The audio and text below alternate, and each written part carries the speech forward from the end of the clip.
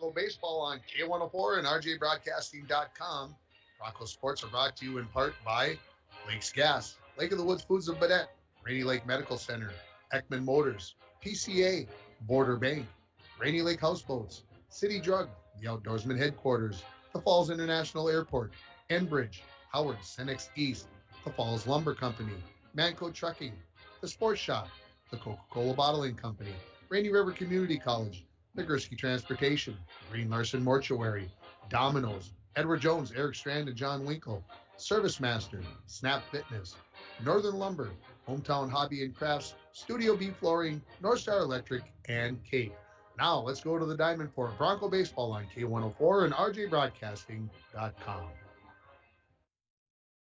Well, good afternoon, everybody. Welcome to Sheila Field as we get ready for high school baseball as the International Falls Broncos take on the Rock Ridge Wolverines. Tim Ringoffer joining you this afternoon. Dwayne Etienne over on the video portion of it. And if you're joining us on yourliveevent.com, happy to have you along as well. First time these two teams have ever met as Rockridge and International Falls, so no history to talk about, but obviously Virginia and Evelyn Gilbert, lots of history between those two schools and International Falls in the Iron Range Conference over the years.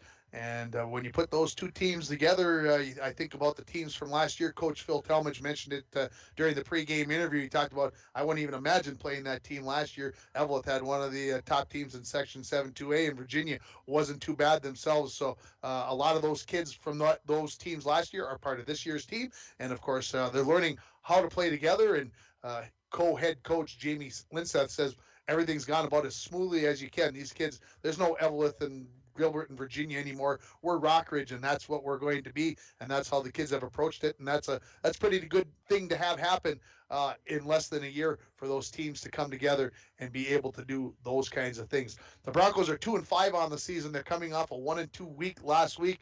They beat Chisholm here.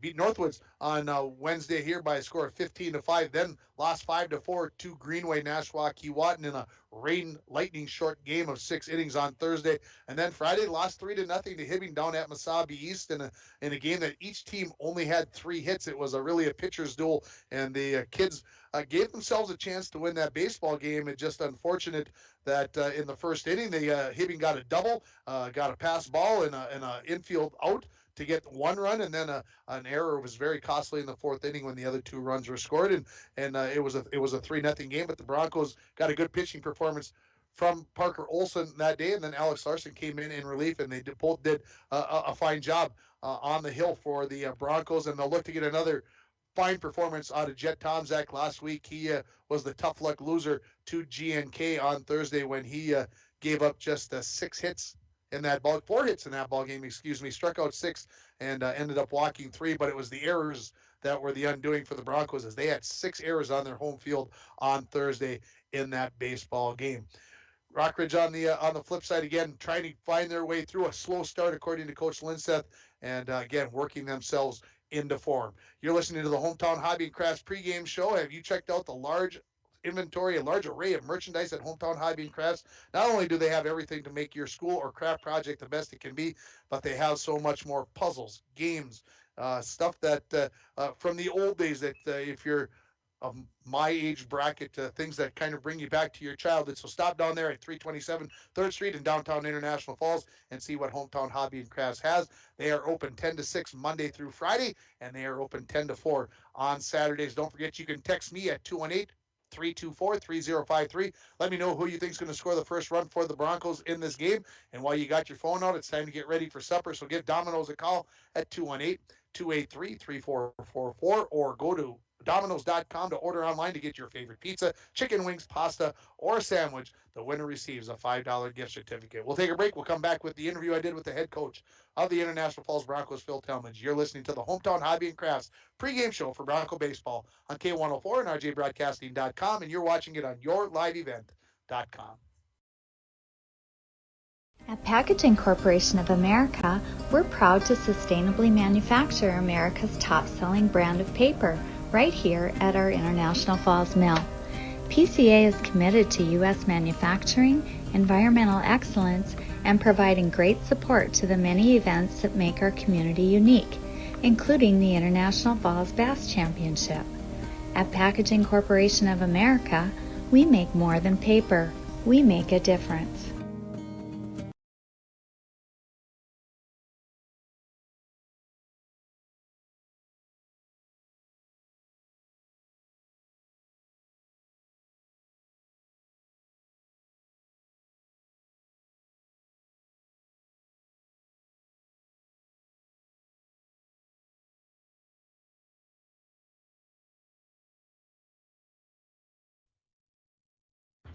Welcome back to the Hometown Hobby and Crafts pregame show, joined by Bronco head coach Phil Tillman. Coach, a couple of days off, a weekend and a Monday. That's a few days compared to what the schedule was at the end of last week.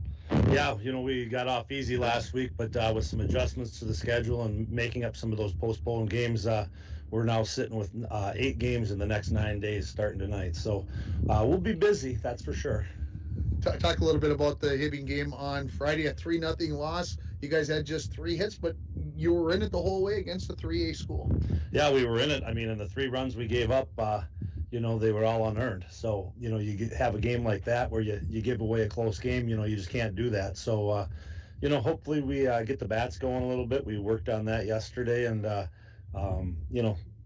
we just got to perform all 3 aspects of the game well. Our pitching's been really good. Hitting was not acceptable on the last couple of games, and defense wasn't terrible last game, but it was enough in a close game to cost us. What is it that you worked on in batting? Is it fastball, curveball combination? What is it that you hope to have gotten done in those days of practice to make the kids swing the bat better? Well, we've been working on, speeding up their bats a little bit, and also, working on off-speed pitches. Frankly, last night we worked on situational stuff, getting a job done. That's really where, that Greenway, Nashwauk, Keewatin game, really we actually had a fair number of hits. They just weren't timely. Our batting average is 188 with runners in scoring position. We hit over 350 for the game. So, stringing them together and doing a job when the situation's right, and not looking at pitches and trying to get the count into your favor is what we worked on yesterday.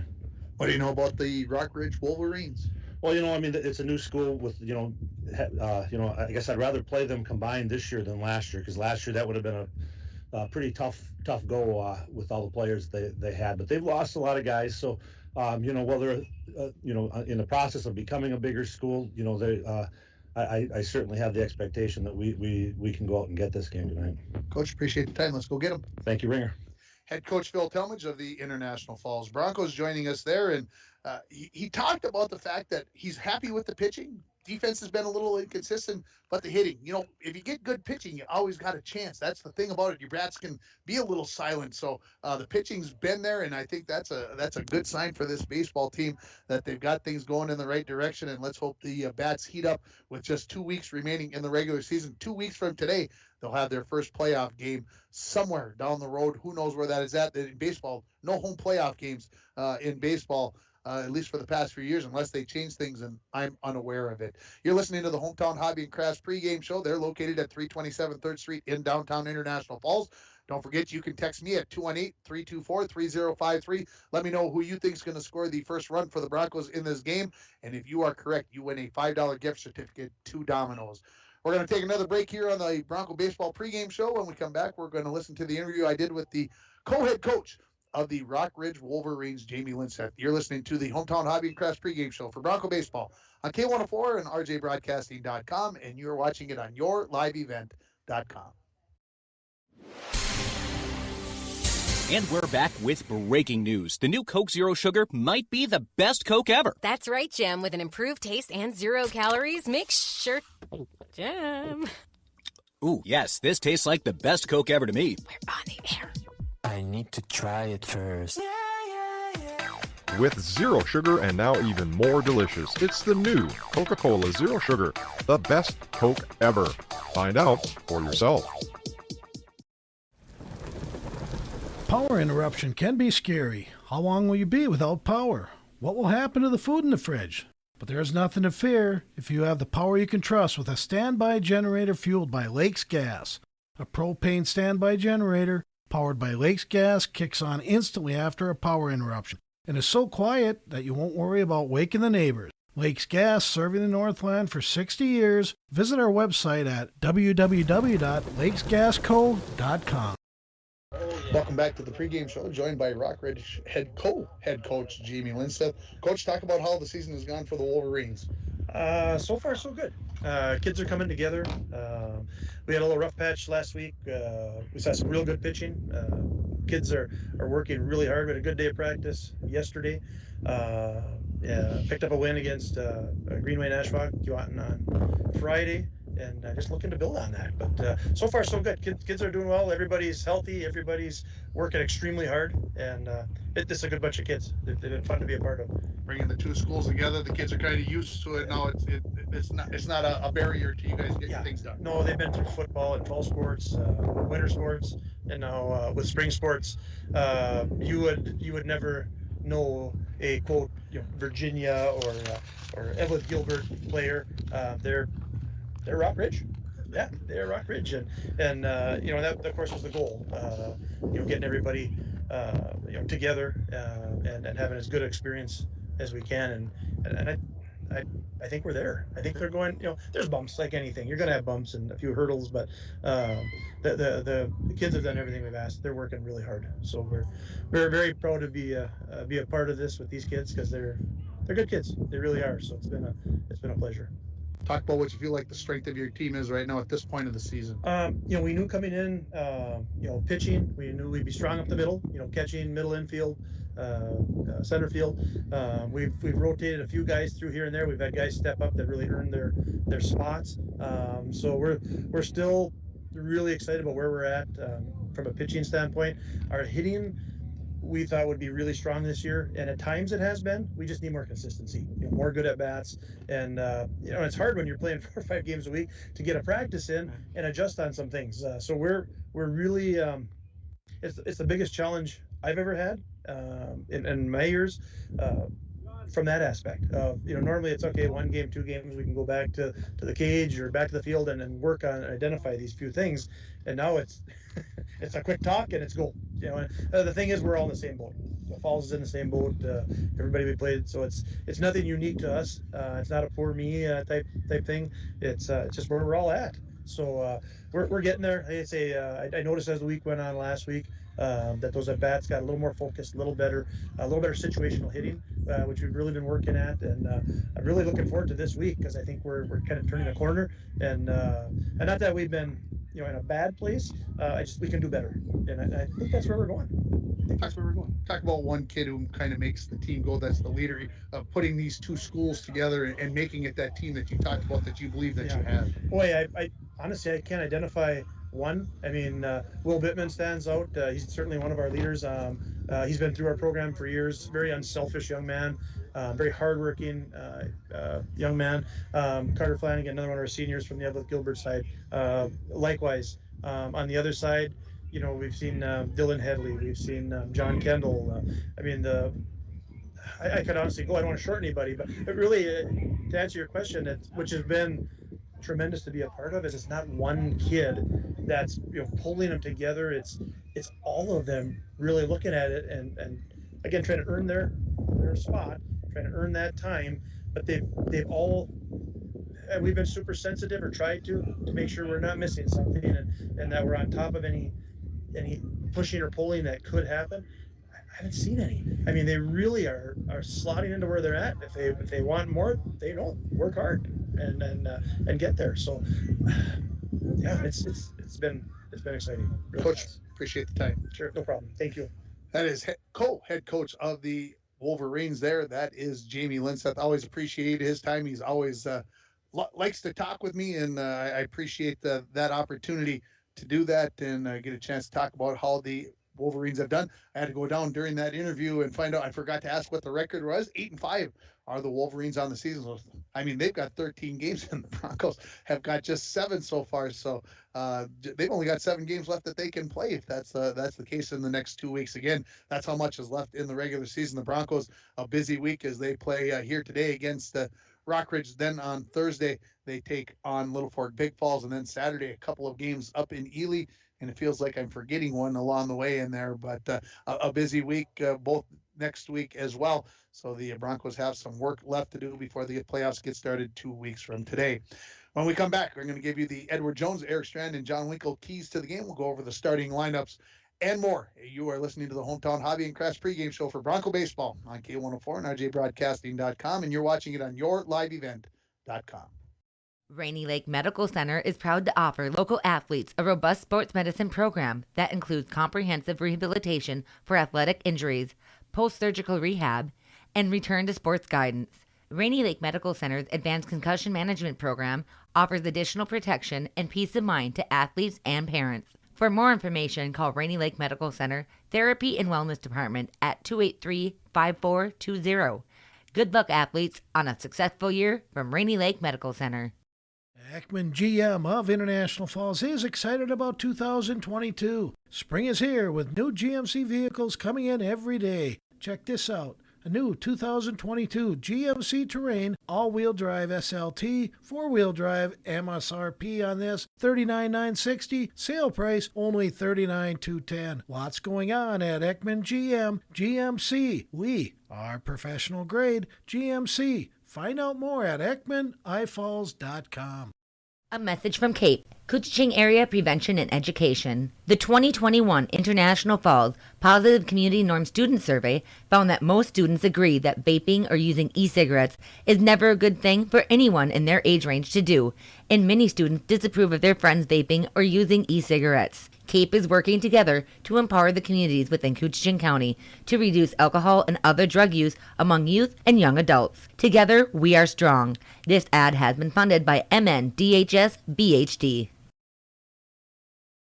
Let Eric Strand and John Winkle help you make those choices. Stop in and see them at 445 4th Street or call them at 218-283-6464. Edward Jones, member SIPC. And I'm not going against the coach on this one. The coach said we need to get the bats going. We need to be more consistent. We need to have better at bats. And did you hear co-head coach Jamie Linseth say the same thing? Quality at bats right now. Keys to the game. Key to the game right there. Quality at bats. When you got somebody on base, you got to put the ball in play. You got to put it in a certain place, and you got to make those things happen. So there are your Edward Jones, Eric Strand, and John Winkle keys to the game. Starting time for your starting lineups. Brought to you by the Sports Shop for honest service and fair prices on bikes, baseball, and softball equipment. Don't forget, Summer Ball Little League starts tonight. Game started at 5:30. If you got your kids signed up, you want to make sure you got them down there. Also, no hamburger or hot dog baskets. Things just not ready to go. They'll be ready to go next week. So if you're going down there, supper not going to be in line for you, but maybe down the line. Anyway, the Sports Shop, inline skates, and more. The Sports Shop in downtown International Falls. Stop and see Milt and Charlie down there. They'll take good care of you. I stopped in yesterday. Charlie was taking in skates, putting new laces in, getting everything ready to go. Summer hockey camp will be here before you know it. You'll have to get those new size skates. So go down and see what Milt and Charlie have got for you. Let's start with the Rock Ridge Wolverines. Starting off with the pitcher and leading off is John Kendall. Playing shortstop and batting second is Dylan Headley. Batting third, the first baseman, Will Bittman. Batting fourth and catching will be Griffin Doshin. Batting fifth and playing center field, Ian Kangas. Batting sixth, the third baseman, Carter Flanagan. Batting seventh, the left fielder, Jaden Lang. Batting eighth and playing second base will be Carter Mavick. And batting ninth, the right fielder, Dylan Bartlett. So Kendall, Headley, Bittman, Doshin, Kangas, Flanagan, Lang, Mavick, and Bartlett. There's your starting lineup for the Wolverines. Looking over and taking a look at what the Broncos have got going on here. Leading off and pitching will be senior Jet Tomzak. Batting second and playing right field, junior Matt Worley. Batting third and playing third base will be junior Cody Joslin. Batting fourth, the senior first baseman, Gavin Lovelace. Batting fifth, the senior shortstop, Newton Borger. Batting sixth will be the senior second baseman, Alex Larson. Batting seventh, the senior left fielder, Parker Savonin. Batting eighth, the freshman center fielder, number 19, Torrin Thompson. And behind the plate will be the catcher, sophomore, Brody Carlson. And there's your starting lineup, brought to you by the Sports Shop in downtown International Falls. Let's talk about what we've got going on for the rest of the week on our schedule. Tomorrow, weather permitting, of course, we're going to have Bronco softball. I got Dwayne's going to get it all figured out before he leaves tonight, where he's going to set the camera up inside, because he's not going to want to get the equipment wet, but we're going to want to be able to get that game on the air because it's going to get played. I'm telling you, it's going to. Thursday, the girls play Evelyn Gilbert, by the way. Thursday, we'll be down in Little Fork as the Broncos and the Vikings play baseball. We can't miss the battle by the border. Got to have that on the air. We'll get it started right around 4:05, first pitch at 4:30. Then on Friday, I'll be back down in Little Fork, this time for softball. Another battle by the border as Indus and Little Fork Big Falls battle in that game. That's a 4 o'clock first pitch, so we'll be on the air at 3:40. And then on Saturday morning, of course, we'll have Coach's Corner at 11:40. We're going to have Bronco baseball from Ely as they take on Southridge, and then they'll get a little break, get some lunch in them, and then we'll have a 5 o'clock game as they take on Moose Lake Willow River. So that is the rest of the week. We've got baseball Monday. We've got playoff softball on Tuesday. We've got baseball on Wednesday. We hopefully have playoff softball on Thursday. And Friday, we're going to have the Emo Walleye Classic next Friday and Saturday. So I think that's pretty much every day except for Sunday. And we got to get one day off in there a week. That's the policy. I think that's kind of how it's supposed to go. We'll take a final break here on the Hometown Hobby and Crafts pregame show. When we come back, we'll have the first pitch from Sheila Field as the Broncos take on the Rockridge Wolverines. You've been listening to the Hometown Hobby and Crafts pregame show for Bronco Baseball on K104 and RJBroadcasting.com, and you're watching it on YourLiveEvent.com. I just love this song. It makes me want to go fishing. Hey, Don, you sell flooring. It might be a while before you get on a boat to go fishing. Well, Mike, the way I'm feeling right now, I could be gone for a while when the weather is nice, getting some sun, slaying some walleye. What does that mean, Don? People here need your flooring. They need you out there. Hey, then come and get your flooring and tile now before I'm a castaway on that fishing boat. Get a hold of Don over at Studio B Flooring, 218-240-5599. If you want to get away, book your vacation from Falls International Airport. Falls International Airport offers direct non-stop flights to Minneapolis daily, along with a non-stop charter flight to Laughlin, Nevada, March 7th to the 11th. For more information and to book your Laughlin trip, visit internationalfallsairport.com and click on charters. With modern terminal, free parking, free Wi-Fi, shorter lines, easy baggage claim, and more, you'll be happy you booked your flight out of Falls International Airport. Lake of the Woods Foods of Baudette is proud to be sponsoring Bronco Sports. Lake of the Woods Foods invites everyone to Baudette to check out the new look and added additions to our beautiful store. Caribou Coffee with takeout or drive-up service. Our full-service butcher shop with International Falls' very own Paul Dremel cutting your meats to order. Shell Gas with 91 non-oxy gas for snowmobiles and four-wheelers. It's new, it's exciting. Visit the new and improved Lake of the Woods Foods of Baudette. Check out our Facebook page and weekly ad at lakeofthewoodsfoods.com. Does the fresh air, bright blue skies, and warmer temperatures have you daydreaming about cruising the lake or hitting the open road to make some great memories? Hi, I'm Tony Palm, lender at TrueStar Federal Credit Union. Whether you're looking for a boat, camper, motorcycle, or all-terrain vehicle, I'm here to finance your fun so you can experience a great summer like never before. Apply online at TrueStarFCU.com or stop by the credit union to see me in person. TrueStar, where banking is brighter. Federally insured by NCUA.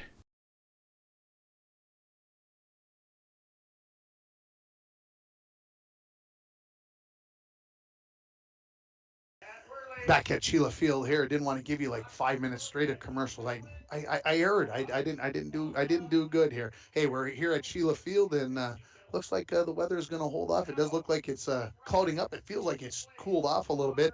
And it is time for the national anthem here. So we'll step aside for that. Then we'll come back with the first pitch. You're listening to Bronco Baseball. At Packaging Corporation of America, we make Boise brown paper with purpose. We understand our responsibility to the community, and we're honored to support the many needs and events occurring in Borderland. From providing donations to local schools and events, to supporting organizations meeting physical needs in our community, PCA does more than make paper. We make a difference. Now is a great time to visit Falls Lumber Company's Design Center. We heat this building with fireplaces and stoves so you can feel the warmth, see how they burn, and check out which one is best for your home or cabin. We sell some of the best name brands in the business: Cozy, Hearthstone, Yodel, Napoleon, Regency, Majestic, Dimplex. For all your fireplace needs, check out Falls Lumber Company's Design Center. Something for everyone. My name is Jared, born and raised in Minnesota, and I'm the project director at Enbridge. Enbridge is more than a pipeline company. It's a company participating in renewable energy projects in Minnesota and abroad, and I'm really proud to be working here. We believe a cleaner energy future is achievable. For over 20 years, we've been early adopters of renewable energy, and we're proudly committed to net zero emissions by 2050. To hear more from Jared, visit enbridge.com/Jared. That's Jerrid. Welcome back to Sheila Field here. National anthem completed, and I can tell you that the Broncos are taking on Deer River in softball behind us, so we'll be keeping you up to date as well on that. Why not? We're here. You might as well get an update. Deer River goes scoreless in the first half inning over there at the Falls High softball field, and of course here the Bronco baseball team taking on the Rock Ridge Wolverines. Let's set up the outfield again for you for the Broncos. Parker Savonin is in left. Torrin Thompson is in center. Matt Worley is out in right. Going around the infield, third base, Cody Joslin. Your shortstop is Newt Borger. Second base, Alex Larson. Gavin Levis is at first base. Brody Carlson is behind the plate, and out on the hill is senior number 18, Jet Tomczak. There's your defense. Looking at the Wolverines, top of the order there, you'll see John Kendall, Dylan Headley, and Will Bittman. That's the top three in the order as Tomczak is completing his warm-ups here. And again, the wind, you heard it in the interview with co-head coach Jamie Linseth. This is going to be blowing out towards like left center field away. So you could see some carry on the ball. We'll see if the outfielders need to play a little deeper because of that and adjust how they play. Although it's been a pretty windy spring, so I don't know if the players, I would guess that they've already kind of made the adjustment if there is any of that to be going on. You still have an opportunity to give me a text here at 218-324-3053. Let me know who you think is going to score the first run. I did have a comment from a fan from the Wolverines tell me that she believes that the Wolverines will score the first run of this game. So there you go. It's always good to hear from my old friend Beth. I'll say that. We graduated at the same time from high school. So there we go. And we're just about ready here. As long as I've got all my equipment, I think we're ready. And the umpires, I don't really know. Jets throwing about 14 warm-up tosses already, and umpire doesn't seem to be in any rush to get this thing underway. I know they're from Bemidji, so, I mean, they got a 2-hour ride home. You'd think they'd want to get this thing cranking, right? But I can only do what we can only do. All right, umpires behind home plate. Here comes John Kendall ready to step into the right-hand batter's box, and I think we're ready for baseball action. As Tomczak gets onto the rubber, everybody jogs back to their infield spots. Umpire holds up a hand, points to Jet Tomczak. We're ready for high school baseball. First pitch to John Kendall on the way. Swung on, driven to left field. Savonin came in first. Now he's going back, and he's not going to get there. That is in the gap, and that will be a lead-off double for John Kendall on the very first swing, very first pitch of the ball game. And Savonin, I don't know if he'd have caught that even if he would have been off and running to his left right off the bat anyway, playing pretty close to the left field line, and just got a bad read on it. And Torrin Thompson from center field looked like he had a better opportunity. Here comes the shortstop, Dylan Headley. He steps into the left-hand batter's box with a runner in scoring position. To the set is Tomczak. First pitch called strike on the outside corner.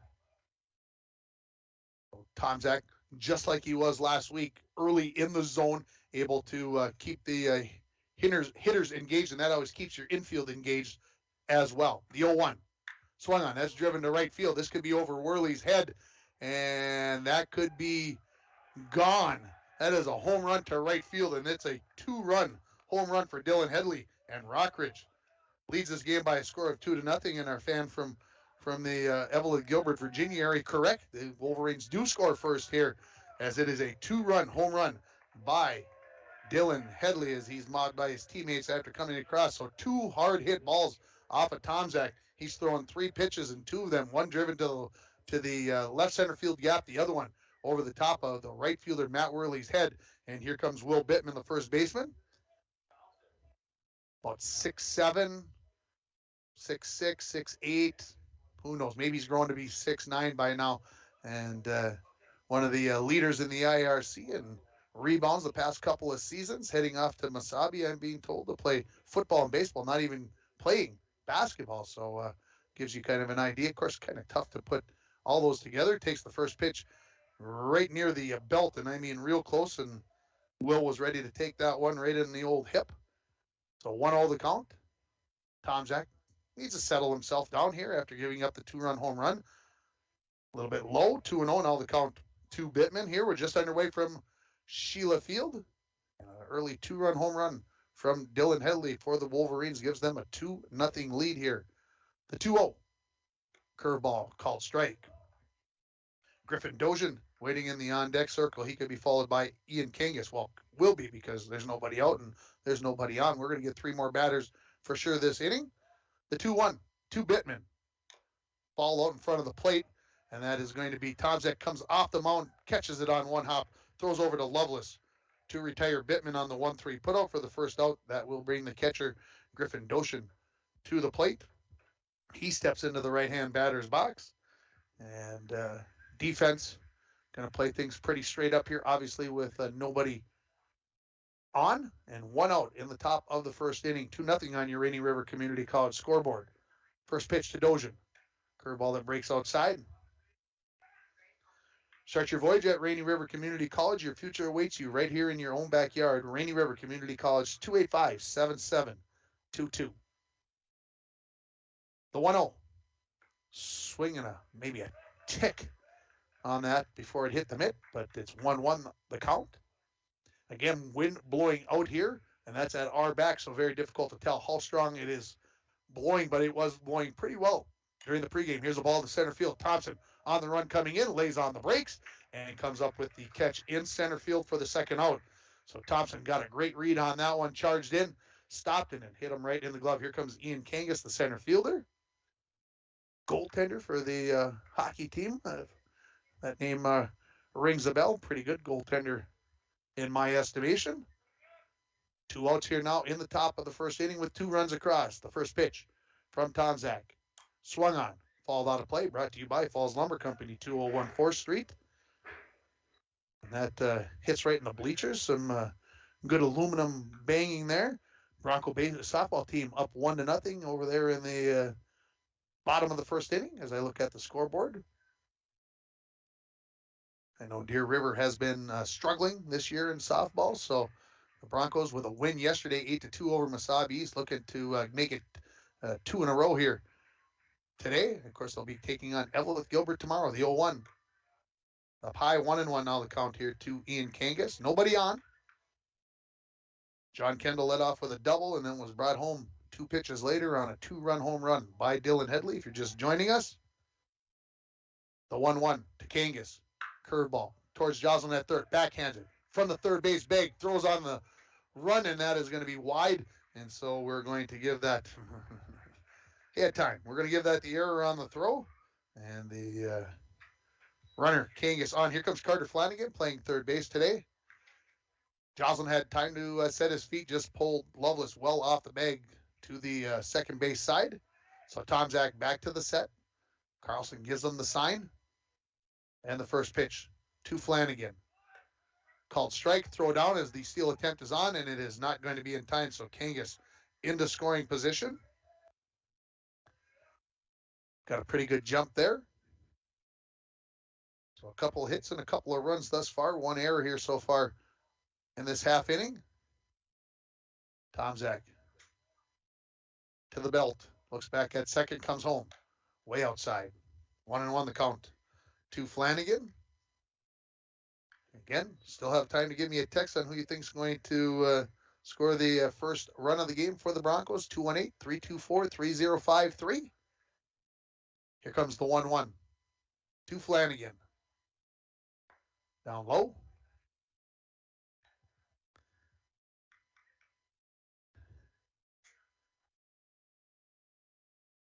Looking to see if the Bronco baseball team does not play tomorrow. Do they play Friday?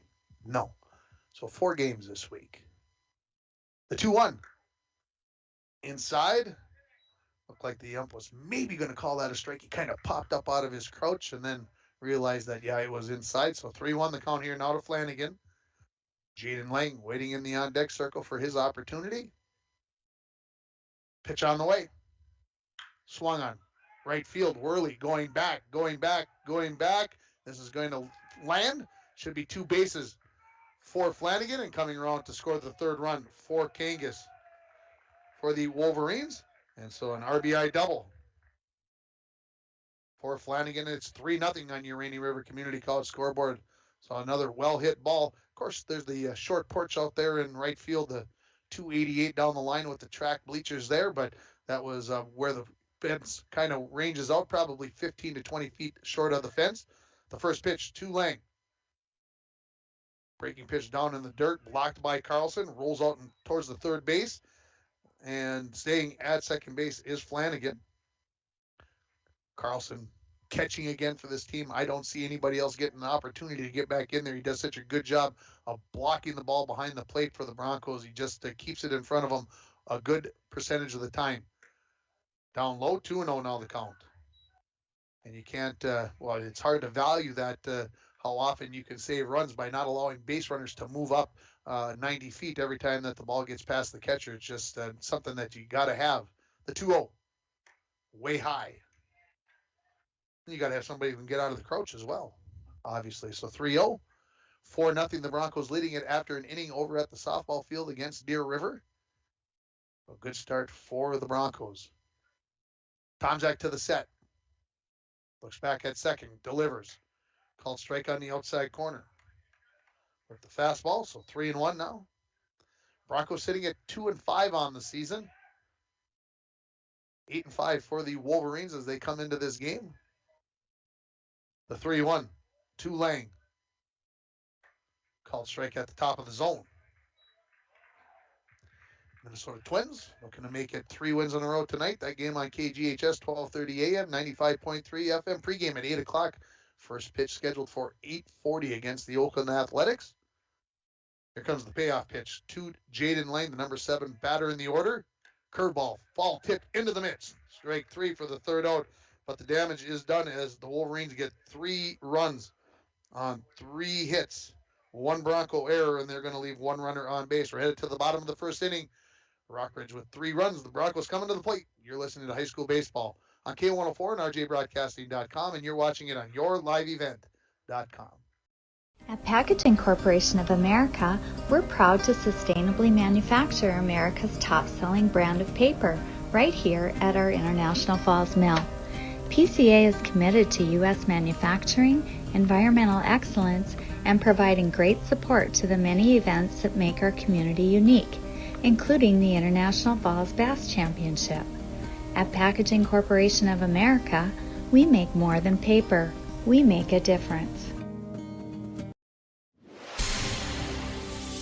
And we're back with breaking news. The new Coke Zero Sugar might be the best Coke ever. That's right, Jim. With an improved taste and 0 calories, make sure... Jim. Ooh, yes, this tastes like the best Coke ever to me. We're on the air. I need to try it first. With zero sugar and now even more delicious, it's the new Coca-Cola Zero Sugar, the best Coke ever. Find out for yourself. You heard her, Jennifer, say scattered for tomorrow. Scattered. We're getting that game in tomorrow, that softball game against Evelyn Gilbert. We're going to have it for you at 4:10. Let's run down the defense for you for the Wolverines. Out in the field. In left field is Jaden Lang. Ian Kangas is in center. Right field has Dylan Bartlett. Going around the infield, Carter Flanagan is at third. Dylan Headley is the shortstop. Carter Mavic is the second baseman. Will Bittman at first base. Behind home plate is Griffin Doshin, and your pitcher is John Kendall. For the Broncos, leading off here, Jet Tomzak, followed by Matt Worley, Cody Joslin, and Gavin Lovelace. First time Worley has been in that second slot that I've seen for the Broncos this season. It's a spot that Newt Borger has been in quite a bit so far this season. He's in the number 5 spot for the Broncos as we are ready for the bottom of the first inning. 3-0 the score for the Wolverines as they come up with 3 in the top of the first on 3 hits on your Rainy River Community College scoreboard. Umpire brushing off home plate, so he's got a full view. And now we're ready for the bottom of the first inning as the pitcher, Kendall, the lefty, ready. First pitch, swung on, popped up, out of play. Foul ball brought to you by Falls Lumber Company, 201 4th Street. That one may have gotten out into the softball game. Of course, these two games going on, and Gracie Swenson had a couple of home runs yesterday. That's 3 in the last few games for Gracie Swenson, and the one, well, here comes the 0-1. I'll finish my thought. Up high, 1-1. The one that Gracie hit, the first one she hit, I was not there for the second one. The first one she hit was a no-doubter. I mean, it cleared the fence by 40 feet, maybe 50 feet. That's a big bomb. Swung on. This ball is in short left field. The shortstop is going out. This is Dylan Headley, calls everybody off.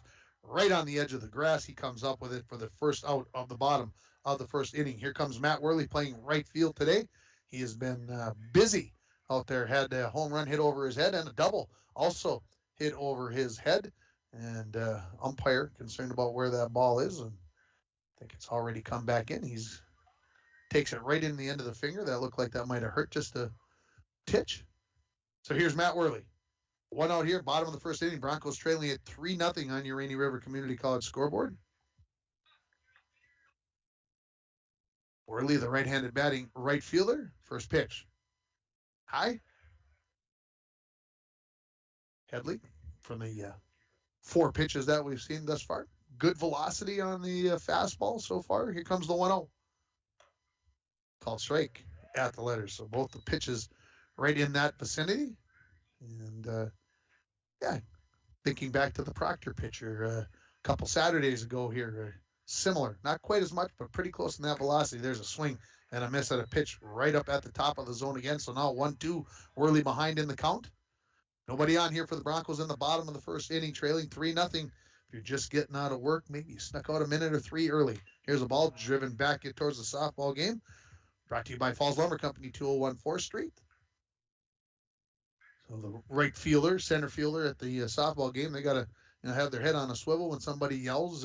I did see somebody get hit last year. I don't know how that happens. That's a big shot there. 1-2, called strike 3. So the second out, as Worley took that curveball, at the knees and took it for a called third strike. That brings Cody Joslin to the plate. Cody been doing pretty well at the plate, minus that last game against Hibbing when he went 0 for 3. Otherwise, it seems like every game, multiple hits from the number 3 spot. And Cody Joslin takes the first pitch for a called strike at the belt. Wolverines playing them straight away, maybe a little wide out in right field in the right fielder. Here's a pitch grounded right up the middle, backhanded by the pitcher, Kendall. He'll jog halfway to first base, flip it over to Bettman to retire Joslin, and the Broncos 1-2-3 in the bottom of the first inning. We're going to the top of 2, the score. Rockridge 3, International Falls 0. You're listening to High School Baseball on K104 and online at rjbroadcasting.com, and you're watching it on yourliveevent.com. Power interruption can be scary. How long will you be without power? What will happen to the food in the fridge? But there's nothing to fear if you have the power you can trust with a standby generator fueled by Lakes Gas. A propane standby generator powered by Lakes Gas kicks on instantly after a power interruption and is so quiet that you won't worry about waking the neighbors. Lakes Gas, serving the Northland for 60 years. Visit our website at www.lakesgasco.com. Rainy Lake Medical Center is proud to offer local athletes a robust sports medicine program that includes comprehensive rehabilitation for athletic injuries, post-surgical rehab, and return to sports guidance. Rainy Lake Medical Center's Advanced Concussion Management Program offers additional protection and peace of mind to athletes and parents. For more information, call Rainy Lake Medical Center Therapy and Wellness Department at 283-5420. Good luck, athletes, on a successful year from Rainy Lake Medical Center. Back here at Sheila Field, and Beth Baker Bittman, you were right. I'll give it to you. As Rockridge did score first in this game, 3-0. They lead it after an inning. Coming up for the Wolverines, 8-9-1 in the batting order. Carter Mavic to lead it off, followed by Dylan Bartlett, and then John Kendall at the top of the order as Tomzak gets in one more warm-up pitch. And as we have to do during the spring and summer season, you always got to keep an eye on the weather. And again, some clouds to the west and south of us. Hopefully all that stays away, and hopefully if there's anything, it's just a light shower. We don't need those T-storms. Stepping into the left-hand batter's box is Carter Mavic. Even tomorrow and Thursday, we don't need any more rain. We've got plenty. Thank you very much. First pitch. Swung on. down the left field line. Coming in is Savonin on the run, and he will get there. Ooh, handcuffed him a little bit. I think he caught that on the heel of the glove. So the left-handed batting Mavic sends that down the left field line, and Savonin read that one well and gets there for the first out. Dylan Bartlett, the number 9 batter in the order, steps into the right-hand batter's box. Broncos, of course, would love to get a quick 1-2-3 inning here and get those bats back up to the plate, see if they can get something going here, down 3-0 on your Rainy River Community College scoreboard. Ground ball pulled down the third base line, just foul by a couple of feet. So first pitch swinging, and I'll tell you right now, the Wolverines got up. The first batter, Kendall, swung at the first pitch. Headley swung at the second pitch. Then they got a little more patient as things got along, but the first two batters here in the top of the second also taking swipes at those Tom Zach pitches. Here's another swing. This is a foul ball back into foul territory. Catcher Grody Carlson coming back, but not enough time to get there. That foul ball brought to you by Falls Lumber Company, 201 4th Street, and the count moves to 0-2. Carlson needed to spin to his left if he was going to have an opportunity at that one, but as a catcher, you're getting up and doing what you can to see what's happening, and spun to his right, and by the time he got around to that, just a little bit too late. Here comes the 0-2 from Tom Zach to Bartlett. Down low, just missed. Good spot on an 0-2 pitch from the pitcher, Jet Tomzak. Torrin Thompson playing out in center field, where Jet usually roams on a day of a baseball game, except when he's on the hill. Here's the 1-2. Swing and a miss, strike 3. So his second strikeout by Tomzak. That brings the top of the order, and John Kendall doubled on the very first pitch of the ball game, and then scored 2 pitches later on the 2-run home run by Dylan Headley. So we'll see if Tomzak makes sure he doesn't throw one down the pipe here to Kendall, who swung at the first pitch. His last time up. Here comes the first pitch. Curveball, called strike. Good start for Jet. 4-0 the Broncos softball game into the bottom of the second inning now over there against Deer River. The 0-1. Inside and low, 1-1. Get 2 games for the price of 1 today, and of course that price for baseball for some reason is free. I've never understood that. You pay to get into football, basketball, hockey, but you don't pay to get into track meets or baseball or softball. What's the deal? I don't get it. 3-0. Excuse me. Oh, the swing on the 1-1. Looked at the scoreboard, 3-0, and catching that little flare is going to be Tomzak for the third out. So the Wolverines go 1-2-3 in the top of the second inning. We'll come back with the bottom of the 2. Broncos down 3-0. You're listening to High School Baseball on K104 and RJBroadcasting.com, and you're watching it on yourliveevent.com. A message from CAPE, Couchiching Area Prevention and Education. The 2021 International Falls Positive Community Norm Student Survey found that most students agree that vaping or using e-cigarettes is never a good thing for anyone in their age range to do, and many students disapprove of their friends vaping or using e-cigarettes. CAPE is working together to empower the communities within Couchiching County to reduce alcohol and other drug use among youth and young adults. Together, we are strong. This ad has been funded by MNDHS BHD. Ekman GM of International Falls is excited about 2022. Spring is here with new GMC vehicles coming in every day. Check this out. A new 2022 GMC Terrain all-wheel drive SLT, 4-wheel drive, MSRP on this $39,960, sale price only $39,210. Lots going on at Ekman GM, GMC. We are professional grade GMC. Find out more at EkmanIFalls.com. Second inning, the Broncos 4-5-6 in the batting order coming up. It will be Gavin Lovelace leading it up. Normally in the 5th spot, moves up to the 4th spot. Newt Borger batting 5th, and Alex Larson in the 6th spot. As completing his warm-ups here is John Kendall for the bottom of the second inning. Again, the Broncos day off tomorrow, then Thursday down in Little Fork to take on the Vikings in the Battle by the Border. Again, we'll have that game for you. Pregame starting right around 4:05, as we got a plethora of commercials to get in that day. So we'll get started just a little bit earlier, so we make sure that we get that all taken care of. And then Friday, we're going to have softball between Little Fork, Big Falls, and Indus. Saturday, the Bronco baseball team, a doubleheader up in Ely, part of their annual tournament. That's the weekend before Memorial Day. That's how it always works. Gavin Lovelace, the first baseman, steps into the left-hand batter's box. We're ready for the bottom of the second inning. Broncos down 3-0 on your Rainy River Community College scoreboard. First pitch, swung on towards Bittman at first base. Gets a nice hop. Says to Kendall, I've got this taken care of. 3 unassisted. Put out. 1 pitch, 1 out here in the bottom of the second inning. Here comes Newt Borger, the senior shortstop. Going to step into the right-hand batter's box. So the Broncos up there, well, taking their swings. Just 10 pitches for Kendall in that first inning. Got 1 strikeout, the strikeout looking of Matt Worley. So Borger looks down at Coach Talmadge, gets the signs, steps back in. Here comes the pitch from the lefty. Curveball that doesn't break down enough. That's 12 pitches for Kendall. Just 3 of them have been balls. Here comes the 0-1, the 1-0 to Borger. That's got him dancing a little bit. So Borger should see something maybe nice here on 2-0. See if he can get the Bronco first base runner of the ball game.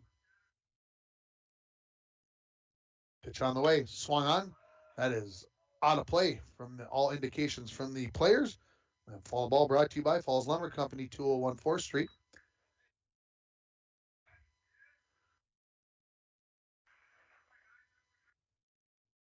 Two one, the umpire says, yeah, I agree with him. Borger steps back in. Kendall looks in at Dojan. He's got the sign he likes. Punched foul. 2-2 now the count. To Borger. Broncos go a pop out, a strikeout, a ground out, and a ground out on their first 4 batters.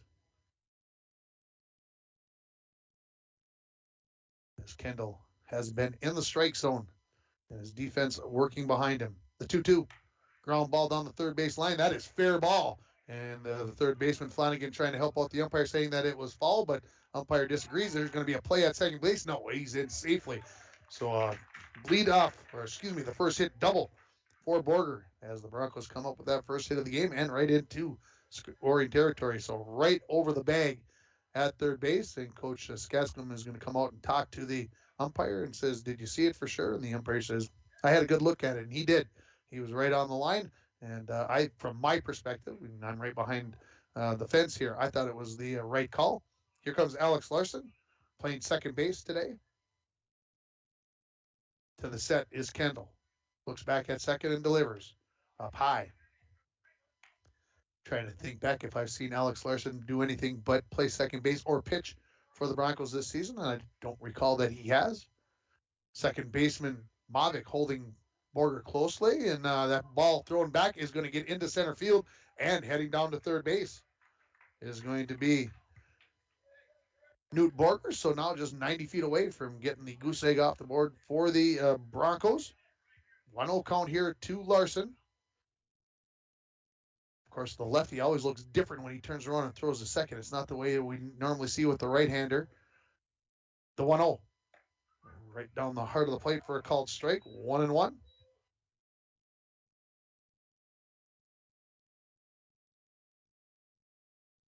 Coach Talmadge was running through a set of signs, and Alex Larson was watching the ump clean off home plate, so signs weren't going to help out a whole bunch there. Here comes the 1-1 from Kendall. Swing and a miss at a pitch up out of the zone. But a good fastball there. He had to like that one up there and took a swing at it. 1-2 the count. On third base is Borger. Good lead, called third strike right at the knees for the second strikeout and the second out of this inning. Here comes Parker Zavona, the left fielder. Broncos getting that 1-out double from Newt Borger, and the error on the throwback to second base, trying to keep him close. So don't want to waste this opportunity. Savonin, first pitch. Swung on, popped up. Center field. Coming in is Kagas, and he's going to come up with the catch on the run to retire Savonin on one pitch. And the Broncos in the bottom of the second inning. They get no runs on one hit, one error. They leave one runner on base. 2 innings in the books. Score. Rockridge 3, International Falls 0. You're listening to Bronco Baseball on K104 and online at rjbroadcasting.com and you're watching it on yourliveevent.com. I just love this song. It makes me want to go fishing. Hey, Don, you sell flooring. It might be a while before you get on a boat to go fishing. Well, Mike, the way I'm feeling right now, I could be gone for a while when the weather is nice, getting some sun, slaying some walleye. What does that mean, Don? People here need your flooring. They need you out there. Hey, then come and get your flooring and tile now before I'm a castaway on that fishing boat. Get a hold of Don over at Studio B Flooring, 218-240-5599. If you want to get away, book your vacation from Falls International Airport. Falls International Airport offers direct non-stop flights to Minneapolis daily, along with a non-stop charter flight to Laughlin, Nevada, March 7th to the 11th. For more information and to book your Laughlin trip, visit internationalfallsairport.com and click on charters. With modern terminal, free parking, free Wi-Fi, shorter lines, easy baggage claim, and more, you'll be happy you booked your flight out of Falls International Airport.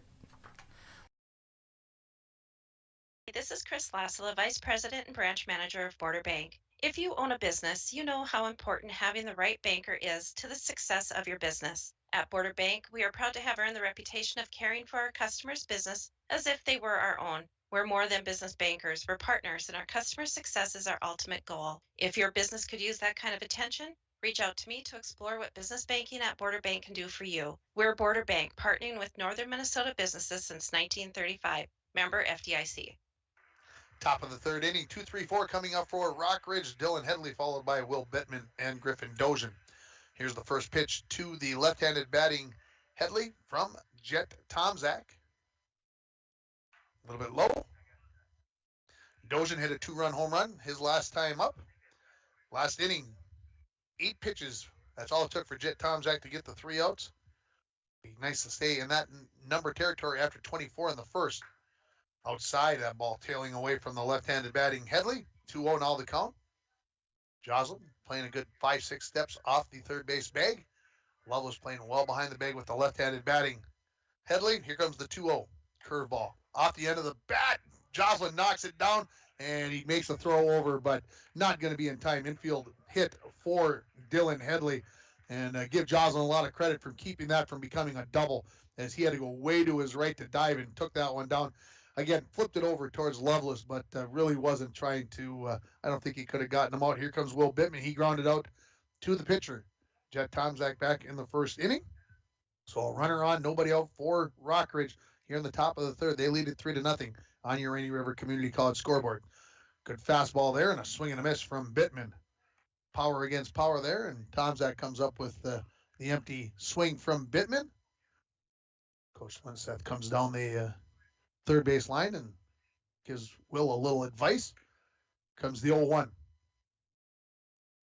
And stepping off, maybe close to seeing what was happening there, but I think Jet had a feeling that Headley was going someplace. Jet looks in, now has the set. Headley is going. Pitch is low. Carlson's throw down. Close. And not in time. Good effort there by Carlson, the catcher, but sliding just underneath it. Couldn't get the tag down fast enough. There was Larson. So the stolen base for Headley. The 1-1 count here now to Will Bittman. Runner in scoring position for the Wolverines, who lead it 3-0. Tomzak to the set. Looks back at second. Comes home. Fall tip off the... believe the catcher, Carlson, goes back to the screen, and Brody's going to jog back after that one. That one, that doesn't feel good. A foul ball brought to you by Falls Lumber Company, 201 4th Street. So 1-2 now. Tomzak ahead in the count. Nobody out here in the top of the third inning. Runner on second base in Headley. Tomzak to the set. The 1-2. Swing and a miss, strike 3, so the third strikeout of the game for Jet. He's got 1 in each inning thus far. Here comes Griffin Dozian, the center fielder. He flew out to his counterpart out in center field, Torrin Thompson, for the second out of that first inning. And the Wolverines got all 3 of their runs. Jet looks like he's stretching out that right arm a little bit, like maybe that shoulder just a wee bit tight, something to keep an eye on here. First pitch to Dozian. fall back to the screen, brought to you by Falls Lumber Company.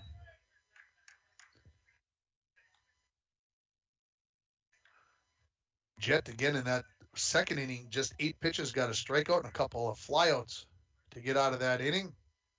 Got one out here. And 1 strike on Griffin Dozian, who catches for Rockridge. Jet to peek back at second, comes home. Popped up.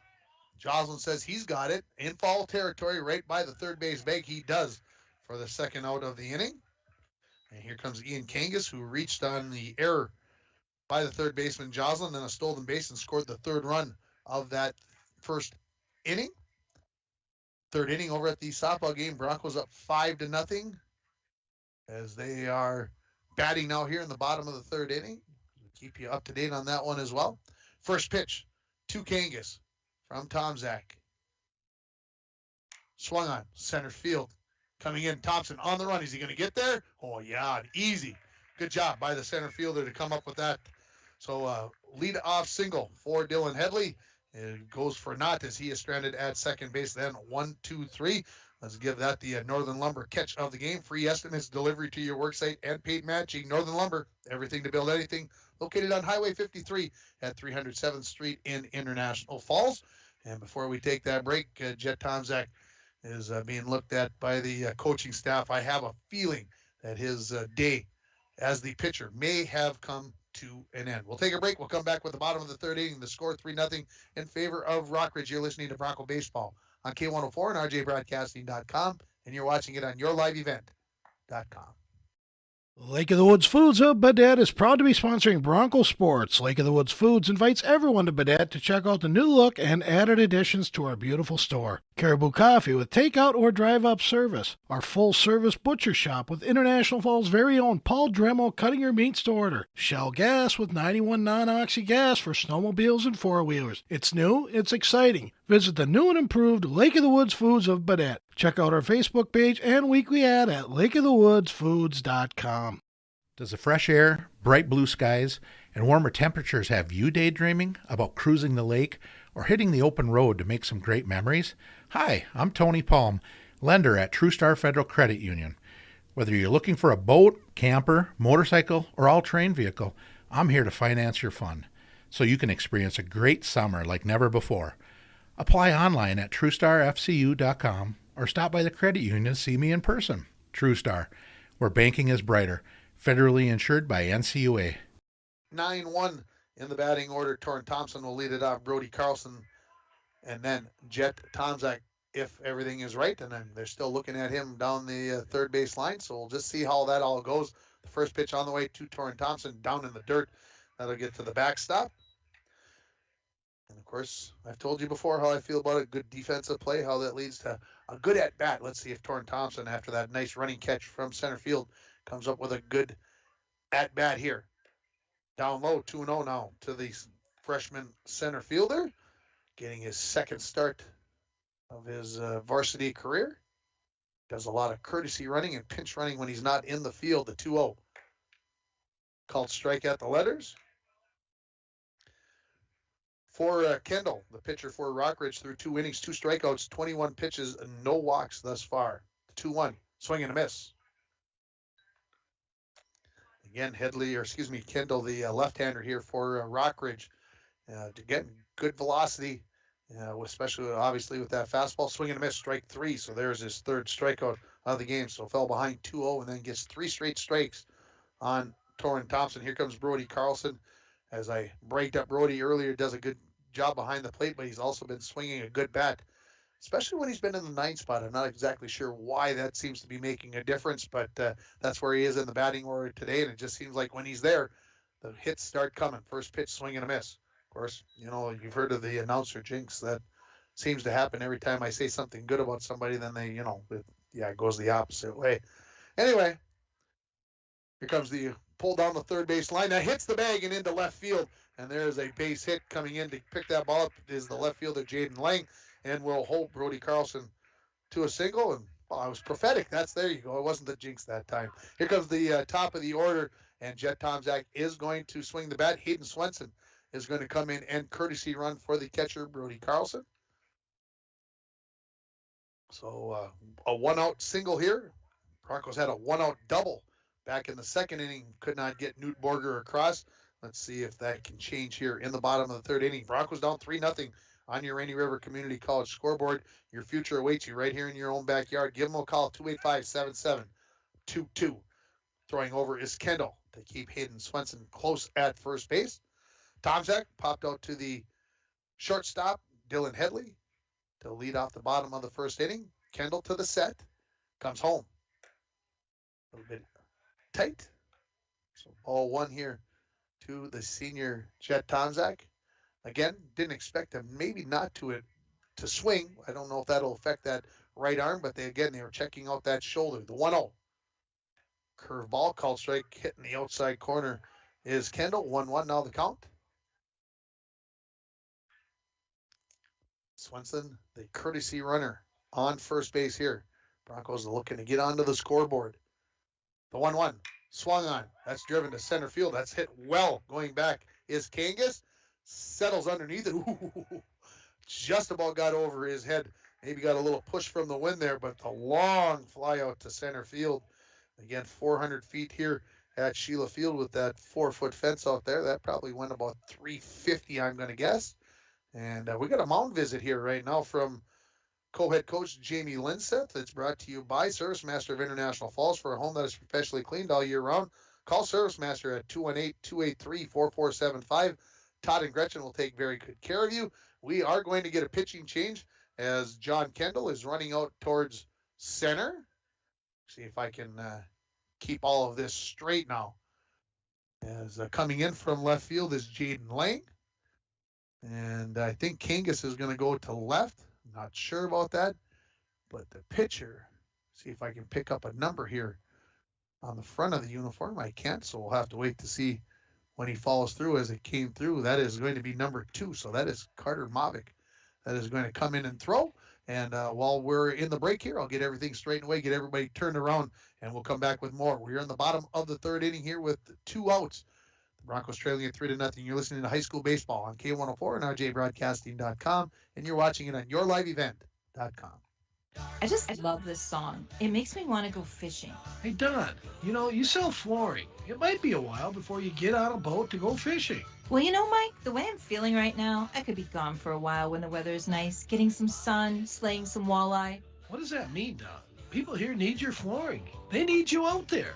Hey, then come and get your flooring and tile now before I'm a castaway on that fishing boat. Get a hold of Don over at Studio B Flooring, 218-240-5599.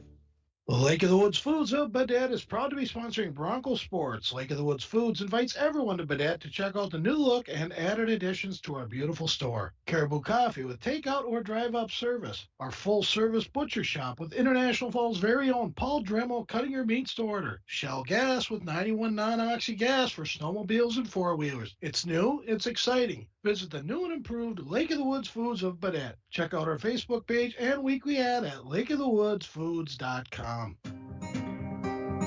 At Packaging Corporation of America, we make Boise brown paper with purpose.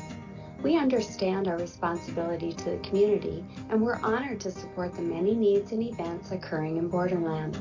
From providing donations to local schools and events, to supporting organizations meeting physical needs in our community, PCA does more than make paper. We make a difference.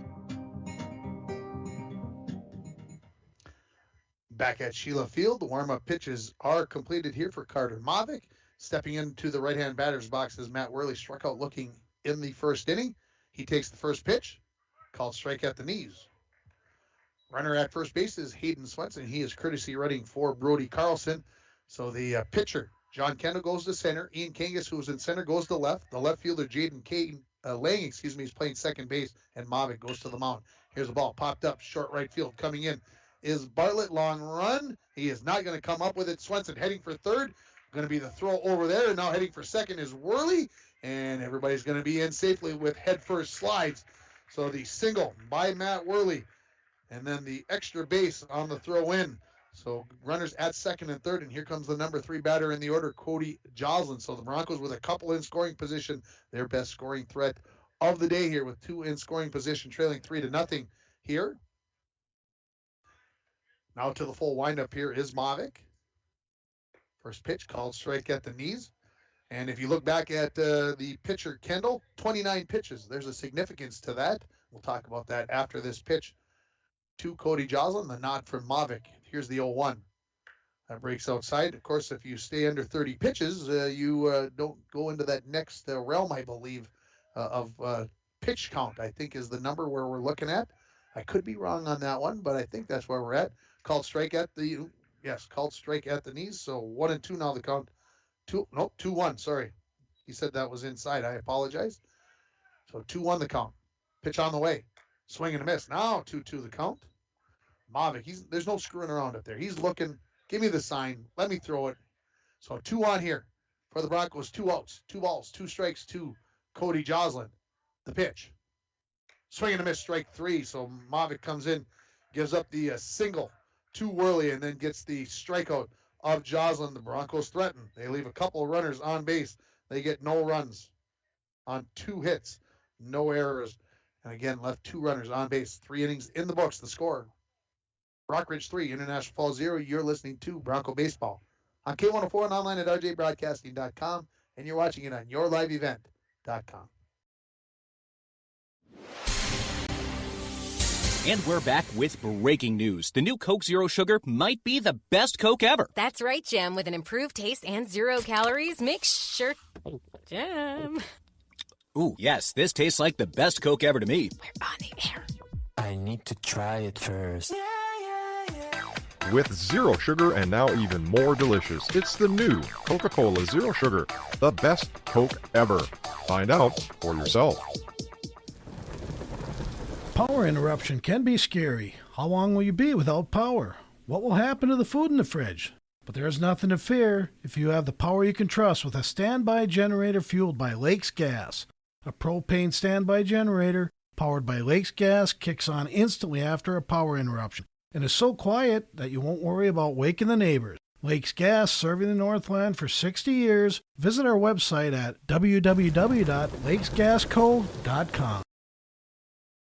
Lake Medical Center is proud to offer local athletes a robust sports medicine program that includes comprehensive rehabilitation for athletic injuries, post-surgical rehab, and return to sports guidance.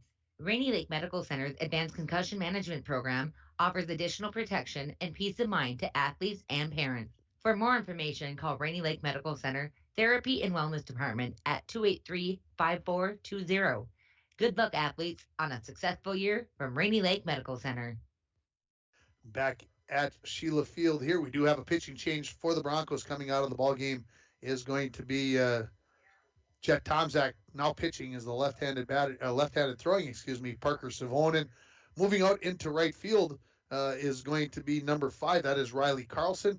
Moving from right field to left field to replace Savonen is going to be Matt Worley. So he changes corners of the field. Parker Savonen has his warm-ups. This is the first time I've seen Parker pitch this year. It's going to be 6, 7, 8 coming up for the Wolverines. Carter Flanagan, Jaden Lang, and Carter Mavic will be the batters. For the Wolverines, 3-0 as we go to the top of the 4th inning. The Wolverines got all 3 runs in that top of the 1st inning as they got a 2-run home run from Dylan Headley and an RBI double by Carter Flanagan, who is coming to the plate here. The umpire asking for a little time while he gets his clicker out. Gets his mask on. He had to get all the changes to the appropriate score people. I think we are ready for the top of the 4th inning. Savonen stays in the set with nobody on base. First pitch of the 4th inning on the way. Called strike. A late call by the ump, but a strike nonetheless. So we are underway here in the top of the 4th. Broncos playing it straight away here with Flanagan, the 0-1. That bounces in. Got the umpire turning. Got Carlson blocking behind the plate. Again, Parker with a pretty compact throw. Keeps that ball tight in behind his ear. Kind of like a catcher. You try to teach a catcher to throw. This ball is up high. 2-1 now the count to Flanagan. That was, I would say, up high, kind of in the face area there. And he hardly flinched at that one. Broncos up 9-0 over there at the softball field now. Here comes the 2-1. Swung on center field, drifting away from Torrin Thompson. He's running back to his left. late on the brakes, just a little bit paused, and then tried to turn it back on, couldn't get there, and it's another double for Carter Flanagan's. That's his second of the ball game, and the lead-off batter on here in the top of the fourth. I think Torrin thought he had that, slowed down just for a step, and it cost him in that case. Here comes Jaden Lang, who struck out swinging to end the the top of the first inning. So the runner, Flanagan at second. Larson going to try to keep him somewhat close. First pitch by Savonin, didn't look back. Here's a ball driven. No, not driven. That was off the hands and kind of floated back there. A little humpback liner right into the glove of the shortstop, Newt Borger, for the first out. Thought he got more of that one. And now here comes Carter Mavic, who's pitching now. He flew out to the left fielder, Savonin, at the time. He steps into the left-hand batter's box. First pitch, shows bunt, pulls it back, a little bit outside, says the ump.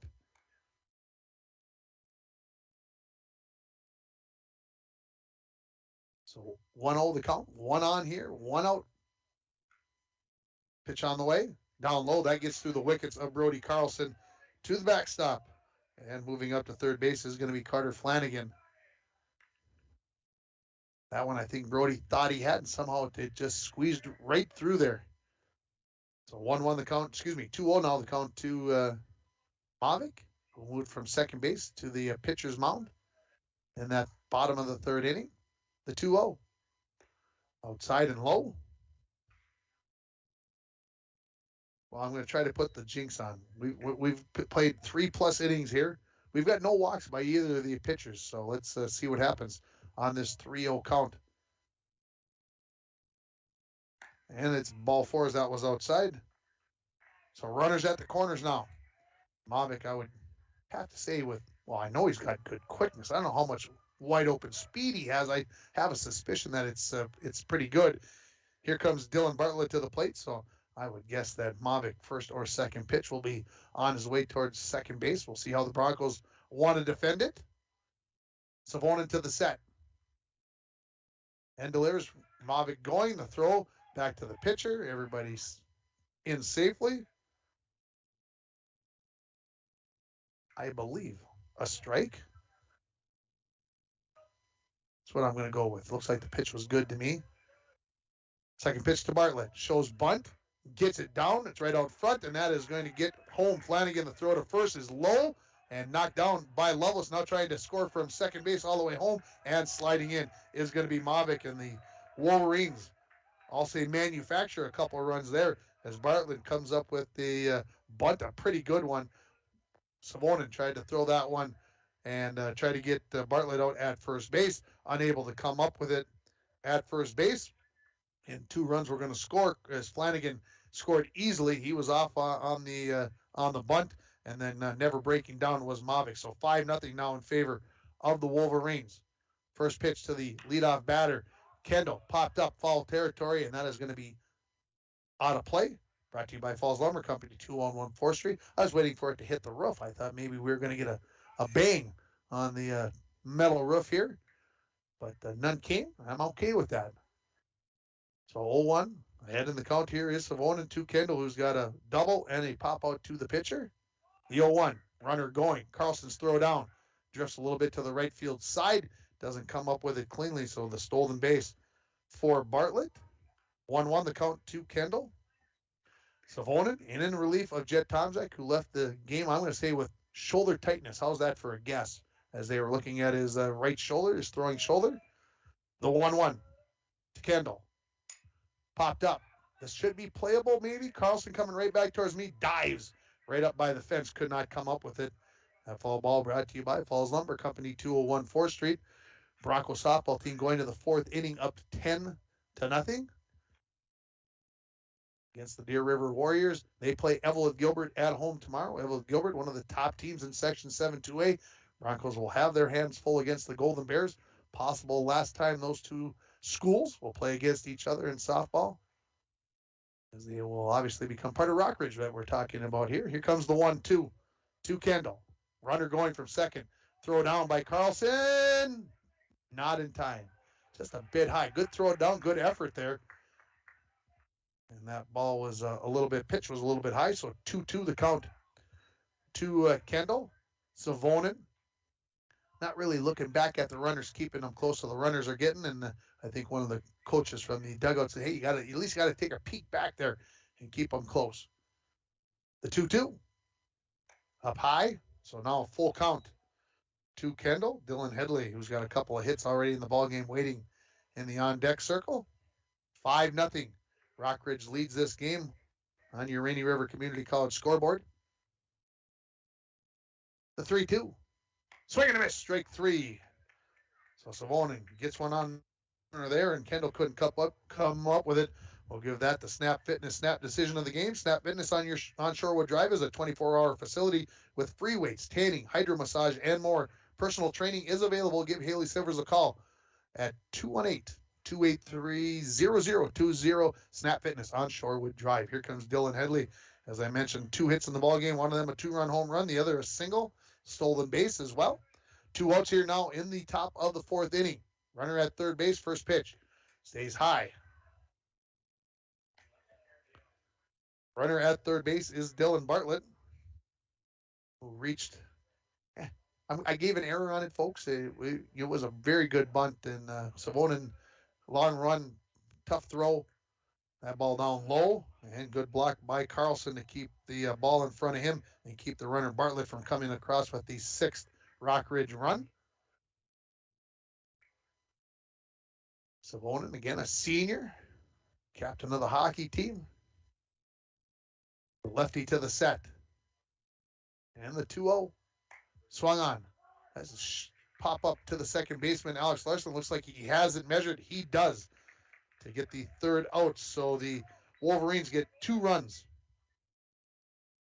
on 1 hit, 1 error, and they leave 1 runner on base. We're halfway through this ball game. The score, Rockridge 5, International Falls 0. You're listening to High School Baseball on K104 and online at rjbroadcasting.com.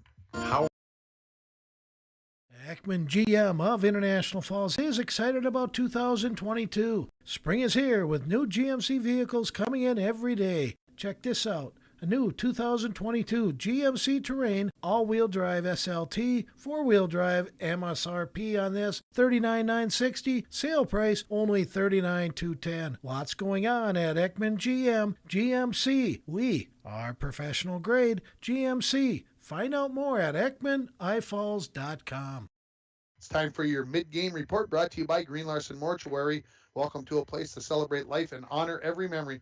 Go to their website at greenlarson.com. For the Wolverines, they've got 5 runs on 5 hits. They've got 1 error. They've left 3 runners on base.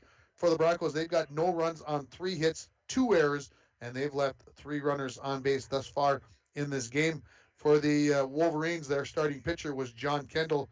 He pitched 2 2.2 innings, had 3 strikeouts through just 29 pitches. And then coming in relief was Carter Mavic, who was back on the hill for the bottom of the 4th inning. He had a K in his only out that he needed to get out of the 3rd inning. For the Broncos, Chet Tomczak was the starter. He went 3 innings, had 3 strikeouts through just 42 pitches, but you could tell during the 3rd inning that his shoulder was tightening up a little bit. They took him out of the game, and then Parker Savonin through the last inning, the top of the 4th, 1 strikeout, 1 walk for Parker along the way. That's your mid-game report brought to you by Green Larson Mortuary. Welcome to a place to celebrate life and honor every memory. For the Broncos coming up, it's 4-5-6. Gavin Loveless will lead it off, followed by Newt Borger and Alex Larson. If we don't have any pinch hits or anything going on like that. Mavic ready for his 2nd inning of relief. First pitch on the way, swing and a miss by Gavin Loveless. He swung at the first pitch from Kendall as well and came up with a ground ball out to the first baseman, Will Bittman. Here's the 0-1. Called strike at the knees. So 0-2 now the count. Mavic, as I mentioned during the 3rd inning, working quickly. Give me the ball. Give me the sign. Here it comes. The 0-2. Swing and a miss, strike 3. So back-to-back strikeouts for Mavic. And here comes Newt Borger. Had a double and then was stranded at 3rd base in the 2nd inning. Broncos have had a couple of base runners as far as 3rd base, but yet to score as they trail 5-0 on your Rainy River Community College scoreboard. Called strike at the letters. Mavic, now, if I can say it this way, looks dialed in. Strike zone looks very big to him, and he's able to hit it. The 0-1. Called strike on the outside corner. That's a pitch on 0-1. You hope as a batter you can let go and hope that you're going to get a better one. You take a swipe at that one, you're probably just going to ground ball that down the right side. Here comes the 0-2 curveball, stayed high. Umpire has gone to a knee for the strike zone here. He's getting down low. Here comes the 1-2. It's a swing and a miss.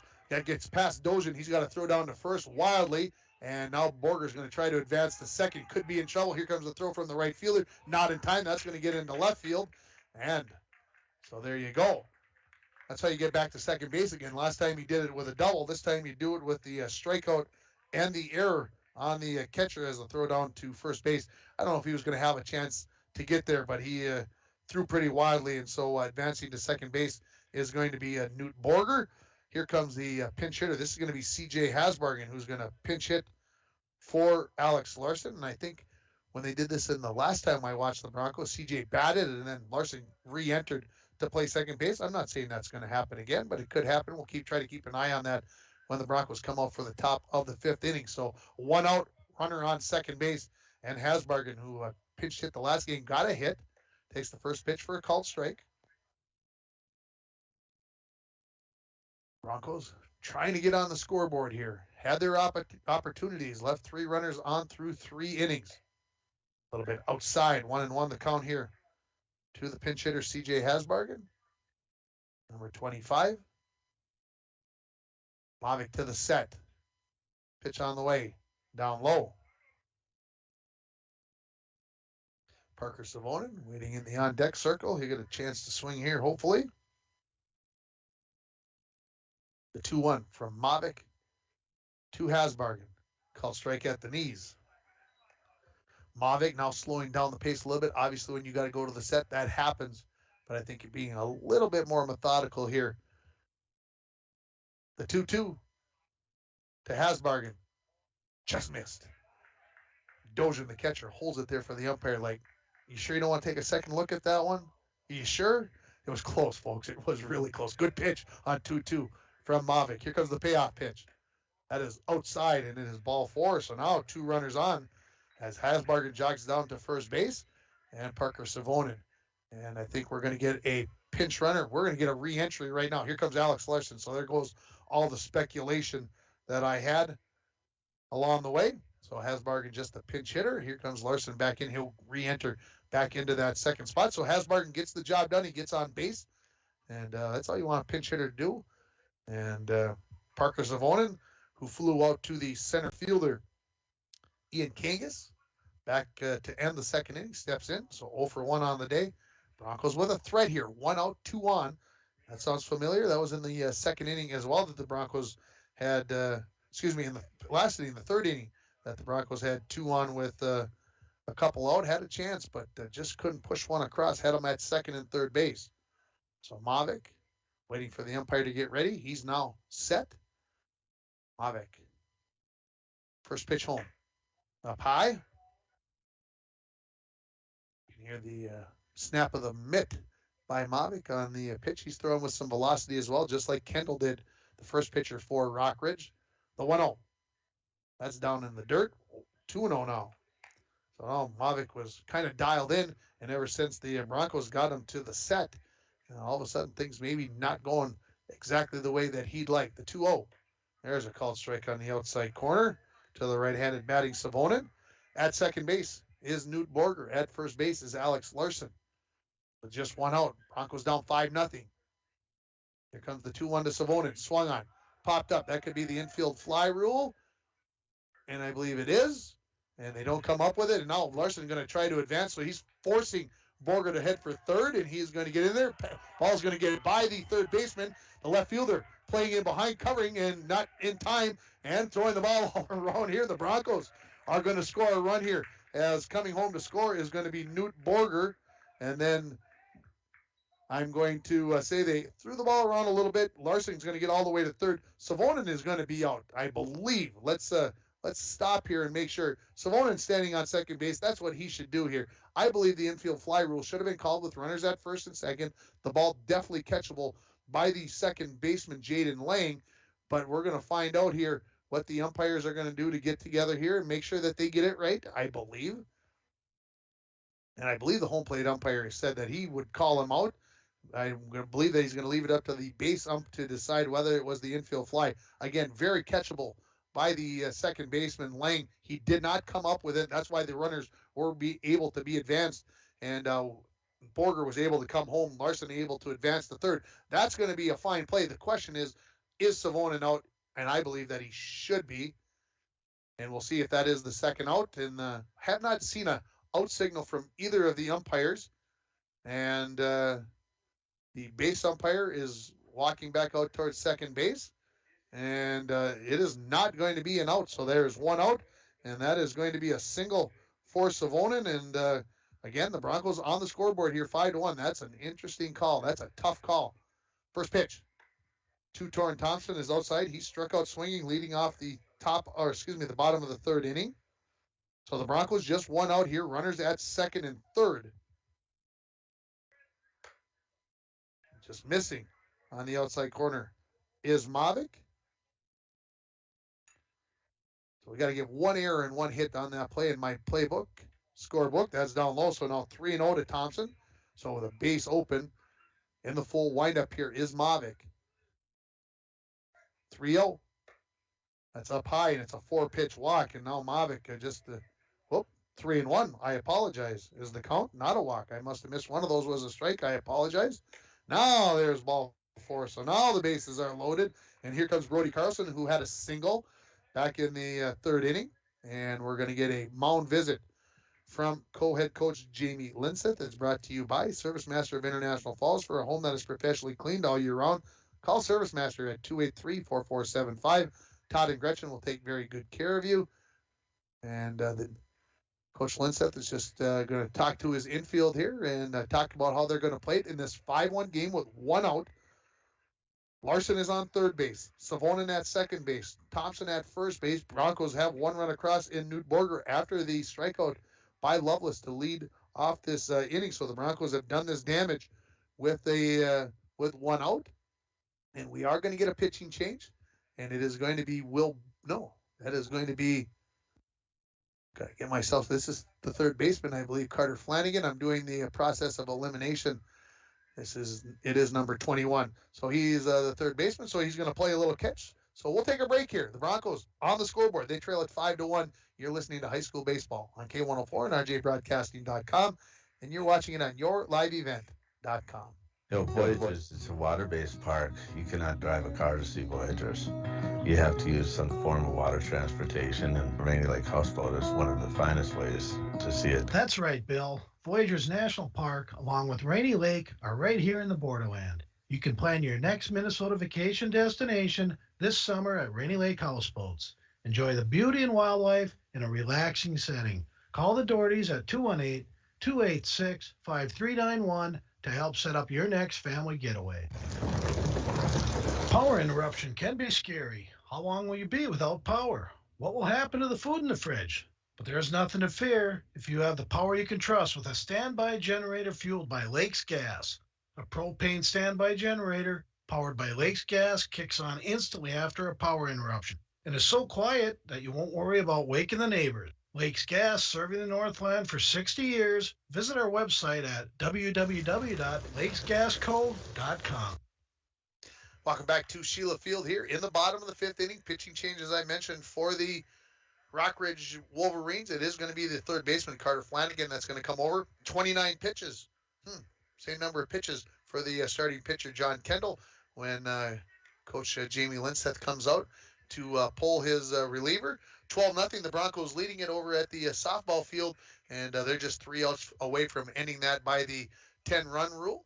So when we come back to it here, when Carter Flanagan gets his warm-up pitches, the Broncos will have the bases loaded with one out. Brody Carlson at the plate, and again, trailing 5-1 on your Rainy River Community College scoreboard.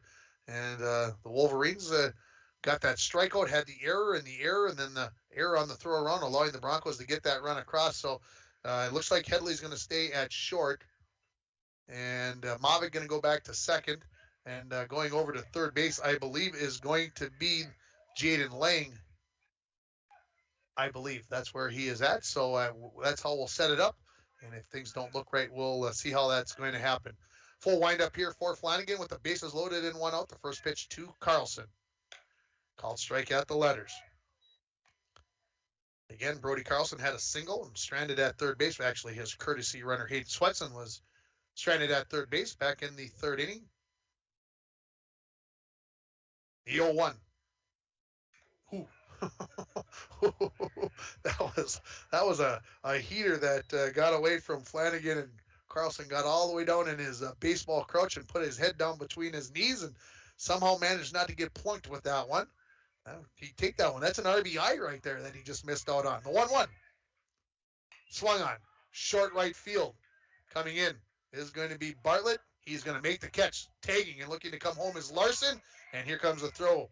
Not in time. Now the runner from first base, Thompson, is going to try to advance on the throw in, and that is going to be the third out.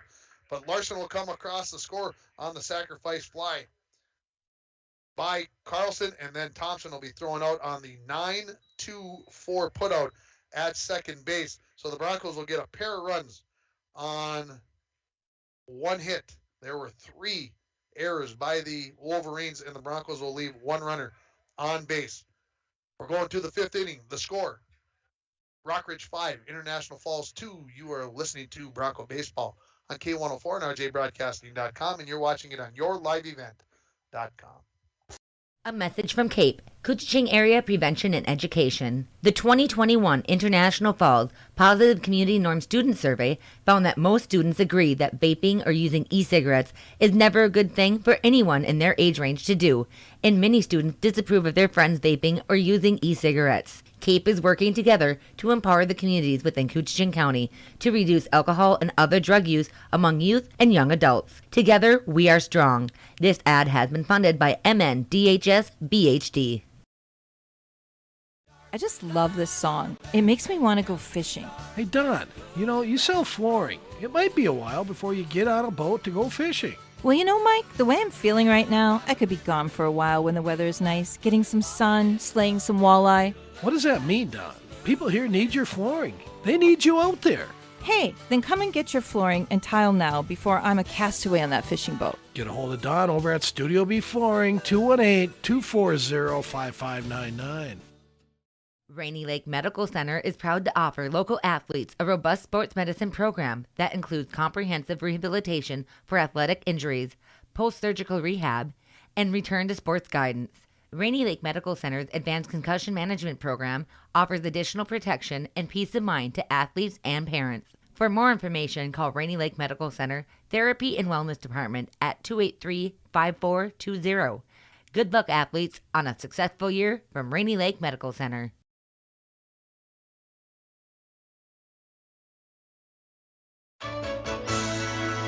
Lows around 44. Tonight, under mainly cloudy skies, winds out of the southeast 5 to 10 miles per hour. Cloudy skies expected tomorrow. Scattered thunderstorms likely. Highs level off around 62. Overcast skies again tomorrow night. Lows level off around 41.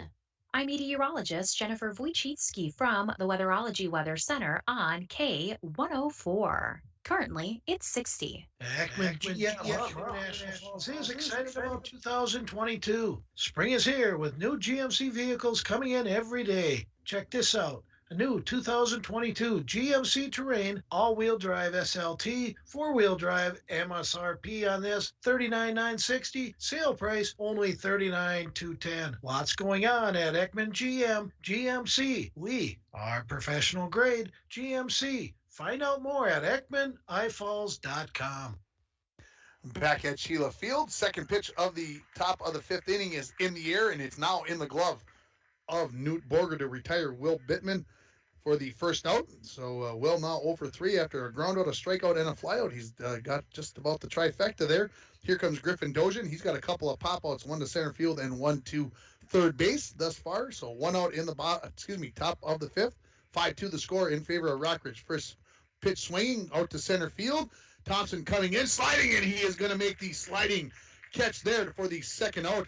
Well, we've got to give that the Nagurski Transportation catch of the game, moving your product safe and fast. Nagurski Transportation is always looking for new professional drivers to join their team. Call Kevin at 218-689-2064. Nagurski Transportation, 2 outs here on 3 pitches. Here comes Ian Kangas. He's got a reach on an error and a run scored and flew out to the center fielder, Thompson. First pitch off the end of the bat and on a play. Foul ball brought to you by Falls Lumber Company, 201 4th Street. So good start here for Savonin. In the 5th inning, he came in relief of starter Jet Tomzak through 19 pitches in that 4th inning. A strikeout and a walk. The 0-1 bounces in about 55 feet. So 1-1. Carter Flanagan, he says, I got a couple of doubles this game. I'll jog back and get that baseball for you, Blue. No problem there. So 1-1 the count here to Ian Kangas. Nobody on here. The 1-1. Swing. And a miss. Strike 2. Thought maybe there was a little tick there. 1-2 the count here. So Savonin maybe trying to get a 1-2-3 inning here. The Wolverines went 1-2-3 in the 2nd inning. To the set is Savonin. Pitch on the way. Called strike 3, and he does get the 1-2-3 inning. He's going to throw 7 pitches for the 1-2-3 inning. And, Deer River has scored 3 runs. They're going to make that game go to the bottom of the 5th inning. It was 12-0 at the start of the 5th, but 3 runs across for the Deer River Warriors. So we're coming back with the bottom of the 5th here at Sheila Field. The score, Rockridge 5, International Falls 2. You're listening to High School Baseball on K104 and rjbroadcasting.com, and you're watching it on yourliveevent.com. Rain Medical Center is proud to offer local athletes a robust sports medicine program that rehabilitation for athletic injuries.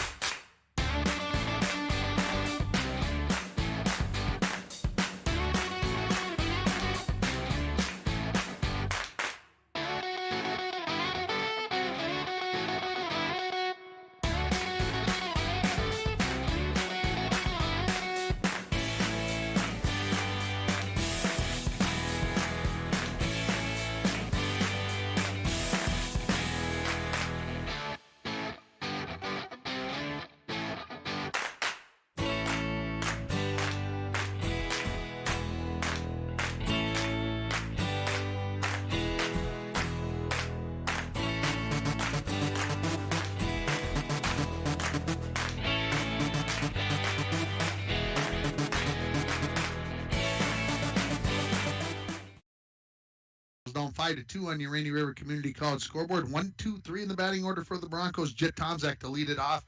Matt Worley and Cody Joslin. And if you're thinking, wait a minute now, Jet left the game. Somebody came in for him. How does this work? Well, you can play the position as a DH. So that way you stay in the game, even if you come out as the pitcher or whatever position you're playing. And so that's how that works here. First pitch to Jet. High and tight. Jet, a couple of flyouts so far in this game. 1 to the shortstop, 1 to the center fielder. So 0 for 2 officially on this in this ball game. Flanagan, 2nd inning of relief. Pitch, swung on, popped up. Looks like that is going to be out of play. And it is brought to you by Falls Lumber Company, 201 4th Street. Flanagan came in relief in that last inning, got the 2 outs, got the fly out and then the throw home and the double play on just 3 pitches. So got himself out of trouble there with the Broncos having the bases loaded. The 1-1, swing and a miss. Up high. Jet took a swipe at it, came up empty.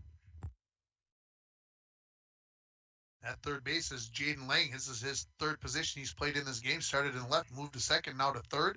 Swung on off the fist. That's going to be foul down the 3rd base line. So stay at the 1-2 count here. And that foul ball brought to you by Falls Lumber Company. So Flanagan in the full windup here again with nobody on. First batter of the inning. Outside target by Dojan. The 1-2. Hit the glove, but outside of the strike zone, says the umpire. 2-2 the count. 2 Jet Tomzak, Matt Worley, and Cody Joslin. Again, as I mentioned, having a chance to bat here in this bottom of the 5th. Broncos looking to continue the comeback after trailing 5-0. It's 5-2 now. The 2-2. Breaking pitch outside. So this first at-bat of the bottom of the fifth inning now has turned into a 7-pitch affair between Flanagan and Tomzak. Here comes the payoff pitch. Foul ball off the foot, and that one's going to sting for a couple of days, as that one went off the, looks like the left toe. Broncos at the bat over at the softball game. They need one run to end that game as they're up 12-3 going to the bottom of the fifth inning. Again, we'll have Broncos softball for you tomorrow as they take on the Evelyn Gilbert Golden Bears. Pre-game at 4:10. Here comes the 3-2 again. Driven down the left field line. Fair ball by about 18 inches. It will roll the fence. Tomzak got the Jets on, and he will coast into second base with a stand-up double here in the bottom of the fifth inning. And we are going to give that the play of the game, brought to you by Canada Electric for all your electrical needs, both commercial and residential. Stop at Canada Electric, 500 4th Street in International Falls, or call 218-283-8319. They'll take very good care of you over there at Canada Electric. Here comes Matt Worley. He's got a single and a strikeout thus far in this game. So the Broncos have a leadoff double. Flanagan to the set and delivers down low. So that 8-pitch at bat, Tomzak comes out on top of it as he pulls that ball down the left field line. And I mean, he hit it hard as it rolled all the way to the 325 sign in left field. Comes the 1-0. Too Worley. Called strike. Knees, outside corner. Good spot by Flanagan. I know 325 down the line. It doesn't hardly say it on there anymore, but I can still see it faintly. But I remember from the many, many years of baseball here at Sheila Field. The 1-1. Too early. Fall back, out of play into the softball field. Brought to you by Falls Lumber Company, 201 4th Street. Into foul territory and along the right field line there. So Worley, opportunity here to get the Broncos within 2 with a base knock. Anything to the outfield, you would suspect that that Tomzak could score from second base. Flanagan to the set. Keeps that glove up high as he comes to the set. Now delivers. Bounces in. Dojan knocks it down. Keeps Tomzak at second base. 3 runs for the Wolverines in the first inning. They got 2 in the top of the fourth to lead 5-0. Broncos got 2 back in the bottom of the fourth. That's how we've gotten here to 5-2 in favor of Rockridge. The 2-2 to Matt Worley. High and tight. So another full count here. Back-to-back full counts to the Bronco batters here in the bottom of the fifth inning.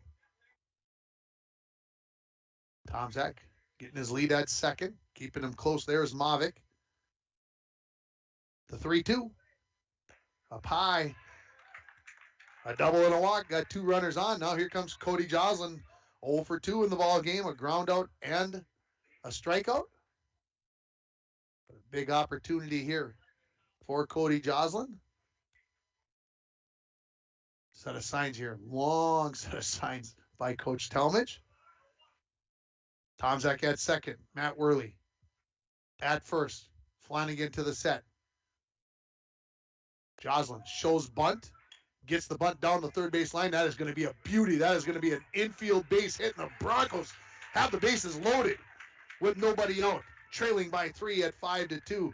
And here comes Gavin Lovelace. A ground out and a strikeout thus far for the first baseman here. Man, that is just a dandy bunt there. I mean, that thing looked like he had a little spin on it. That ball looked like it was going to roll off the edge of the grass, and then it just hugged that edge of the grass and stayed in fair territory. So here's the full windup now by Flanagan. First pitch to Lovelace. Swing and a miss. That one maybe up out of the zone, and teammates asking him to be patient. That's 3 first pitches that Lovelace has swung at all 3 of them thus far in this game. Here's the 0-1. Fall back right off the fascia here on the press box. Brought to you by Falls Lumber Company, 201 4th Street. They may have to give us some new fascia after Lovelace hit that one so hard off there. So now 0-2 the count. Broncos bases loaded. Nobody out. Bottom of the 5th inning. Trailing 5-2. Big moment here for the senior first baseman. The 0-2 on the way. Swing and a miss, strike 3. So there's the first out. Here comes Newt Borger, a double, and reached on a strikeout error back in the fourth inning. Scored the first run for the Broncos. Don't believe that I had any Newt Borger guesses in the who's going to score the first run. So no winner in the Dominoes contest for today. We'll do it all again tomorrow during the softball game. First pitch to Borger, called strike at the thigh level. Alex Larson in the on-deck circle as he has re-entered the game after the C.J. Hasbargen pinch hit walk in the previous inning. Here comes the 0-1 to Newt. Swung on, right back to the screen, brought to you by Falls Lumber Company. 0-2 now the count. So Tomczak led off with a double, then a walk, then the infield single by Cody Joslin. That's how we got the bases loaded. One out here now, 0-2 count to Borger. Flanagan holds the glove up high right beneath the eyes. Here comes the 0-2. Called strike 3. Great spot by Flanagan right at the knees on the outside corner. And here comes Alex Larson. He struck out looking in the second inning as he's come back into the ball game. Coach Talmadge was thinking about what he wanted to call here. Goes through a set of signs, and Larson into the right-hand batter's box. Flanagan, after giving up 3 base runners, back-to-back strikeouts, up high. Said it was a big moment for Loveless. It was a big moment for Borger. It's a big moment here for Larson as the Broncos had the bases loaded with nobody out, excuse me. See if they can get one across here. The 1-0.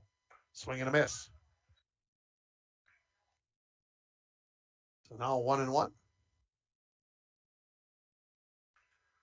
Let's try to see if Coach might go. Would he go bunt here? Could he go surprise everybody?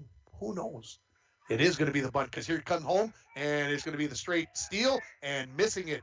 And out at home plate is Jet Tomczak, and I think Larson maybe missed the signal there that he was supposed to get the bunt down on that. I had a feeling it was coming on, and throwing out at home is going to be Tomczak for the third out.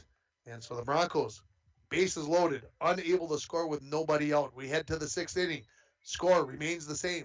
Rockridge 5, International Falls 2. You're listening to high school baseball on K104 and RJBroadcasting.com, and you're watching it on yourliveevent.com. At Packaging Corporation of America, we're proud to sustainably manufacture America's top-selling brand of paper right here at our International Falls mill.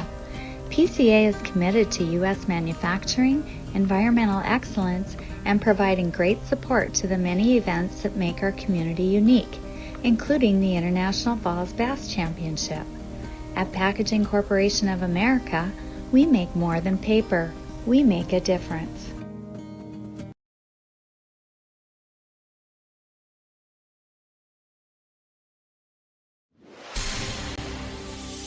And we're back with breaking news. The new Coke Zero Sugar might be the best Coke ever. That's right, Jim. With an improved taste and 0 calories, make sure... Jim. Ooh, yes, this tastes like the best Coke ever to me. We're on the air. I need to try it first. With zero sugar and now even more delicious, it's the new Coca-Cola Zero Sugar, the best Coke ever. Find out for yourself. Rainy Lake Medical Center is proud to offer local athletes a robust sports medicine program that includes comprehensive rehabilitation for athletic injuries, post-surgical rehab, and return to sports guidance. Rainy Lake Medical Center's Advanced Concussion Management Program offers additional protection and peace of mind to athletes and parents. For more information, call Rainy Lake Medical Center Therapy and Wellness Department at 283-5420. Good luck, athletes, on a successful year from Rainy Lake Medical Center.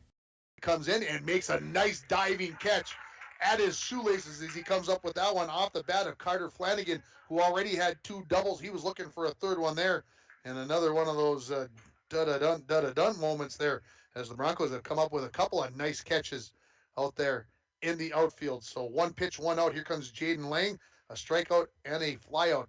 Pop out to the shortstop. Borger thus far. First pitch down in the dirt. Lang, as I mentioned, started in left field, then moved to second base. Now he's at third base, so guy who apparently moves around with whoever is pitching. Here comes the 1-0. Up high, 2-0. Third inning of relief for Parker Savonin. He's got a couple of strikeouts, a walk thus far through those 2 innings of work. 26 pitches through those first 2 innings. Savonin to the set. Comes home. Up high. Didn't follow through all the way on that one. Didn't get bent over. Get that ball down into the zone. They've gone to the 6th inning over at the Broncos softball game. Scored 12-3. As Deer River batting in the top of the 6th inning. The 3-0. To Lang. There's a called strike on the outside corner.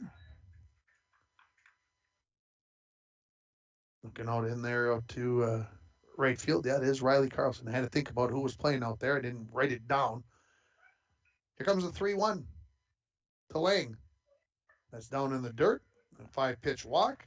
And that's going to bring Carter Mavic, the second baseman, up. Mavic walked in the 4th inning, scored one of the 2 runs for the Wolverines in that inning. So we'll see if the coaching staff for Rockridge has got Lang going here with the 5-2 lead. He's got a nice lead over there. Savonin takes a little peek at him. Not going. Ball bounces in. Carlson keeps it in front of him and keeps the runner at first base. Mavic, besides that walk, flew out to the left fielder, who was Savonin at the time. Playing well off the line is Worley out in left field now. Runner is going this time. This throw from Carlson sails way towards the right field side of second base. So a easy stolen base for Langen into scoring position as that ball was out of the strike zone. 2-0 the count to the left-handed batting Mavic. Right-handed thrower, but a left-handed batter. Special place for those guys in my heart. The 2-0. Called strike. For the Broncos coming up in the bottom of the 6th will be Alex Larson, Parker Savonin, and Torrin Thompson, 6, 7, 8 in the batting order, if you're thinking that far ahead. Savonin looks back at second, steps off, and chases Lang back to the second base bag. Deer River has added a run in the top of the 6th, 12-4 now the score, as they go to the bottom of the 6th. The 2-1. Up high. Maybe heard a growl out there. I think that was Savonin who didn't like where that pitch ended up. He looked at it, so the count now moves to 3-1 on the number 8 batter in the order. Going to get a pinch hitter coming up here in the number 9 spot. The 3-1. Swing and a tip into the glove, I believe. It sounded like I could hear a tick, so a full count here now. It is number 34 that's going to get to pinch hit. That is Sam Carlson. That is going to be coming up in the number 9 spot for Rockridge. Here's the payoff pitch. To Mavic from Savonin. That bounces in. And the walk. So back-to-back walks here now. Put runners at first and second. As I mentioned, Sam Carlson going to come in and take his swings. 1 out here. 5-2 the score. Rockridge leading it. 3 in the first, 2 in the fourth. Broncos got their 2 in the bottom of the 4th. That's how we get to 5-2. First pitch to Sam Carlson. Runner from second base going down in the dirt, and everybody's going to move up 90 feet.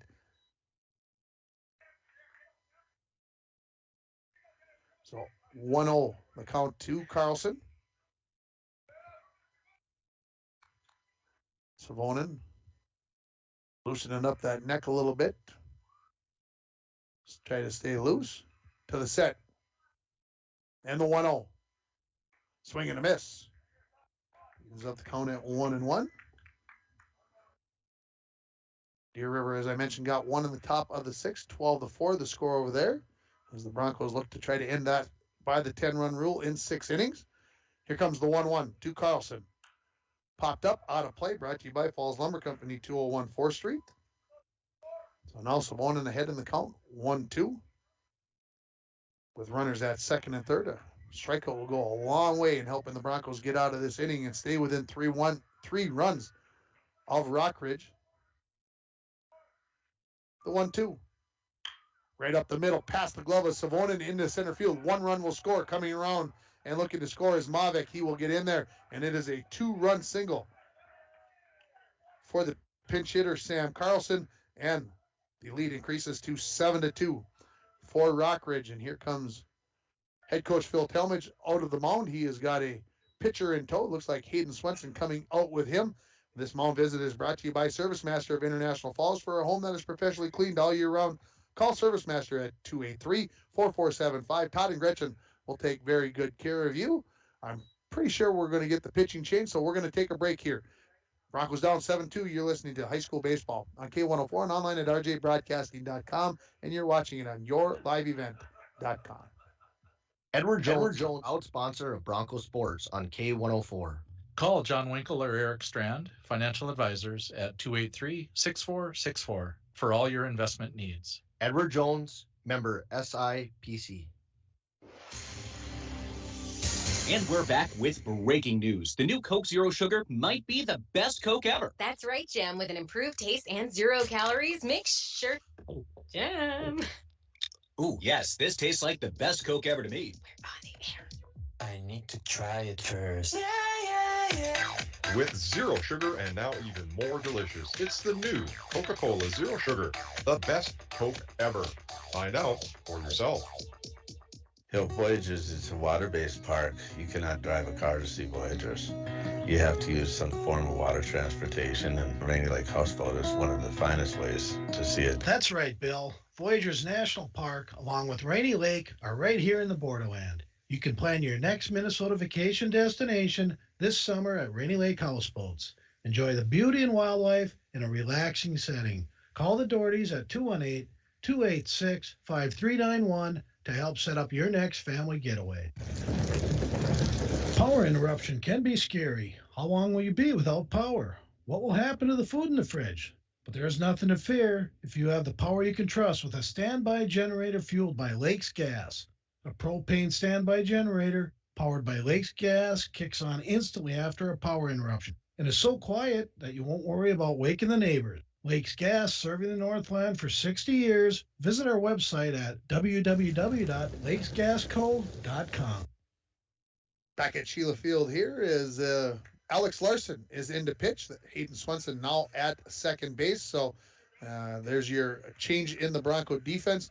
Larson pitched on Friday against Hibbing and pitched, I think earlier, maybe on that Saturday game against Proctor. I'm thinking back. I got to think about that for a second. I could be wrong on that. So one runner on here in Sam Carlson, 2 runs across for the Wolverines. First pitch to the top of the order, and John Kendall, he takes a called strike on the side delivery from the pitcher, Alex Larson. Is the nod to Carlson to the set. Carlson, big lead, now goes back towards first, and the pitch is low, 1-1 now the count to Kendall.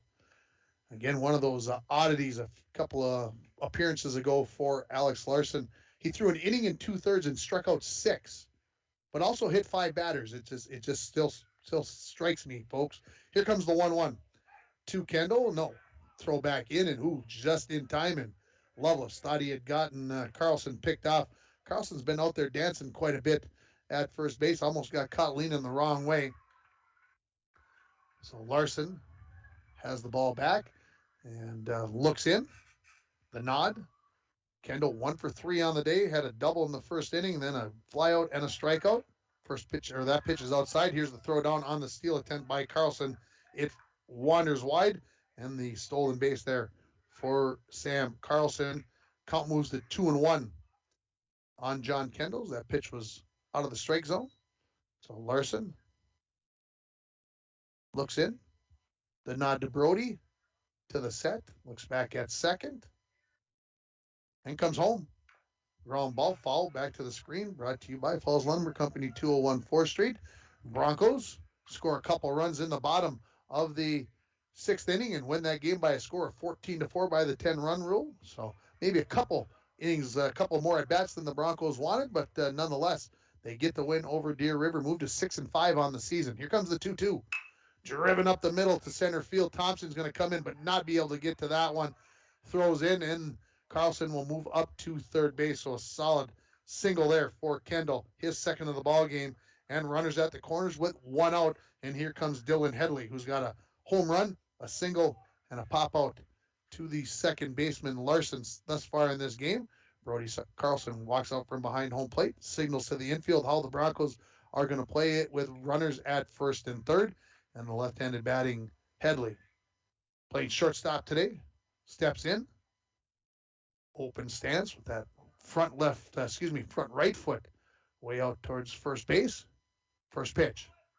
Runner going, hit up the middle. That is into center field. Coming home to score, Sam Carlson. Heading to third base is going to be Kendall.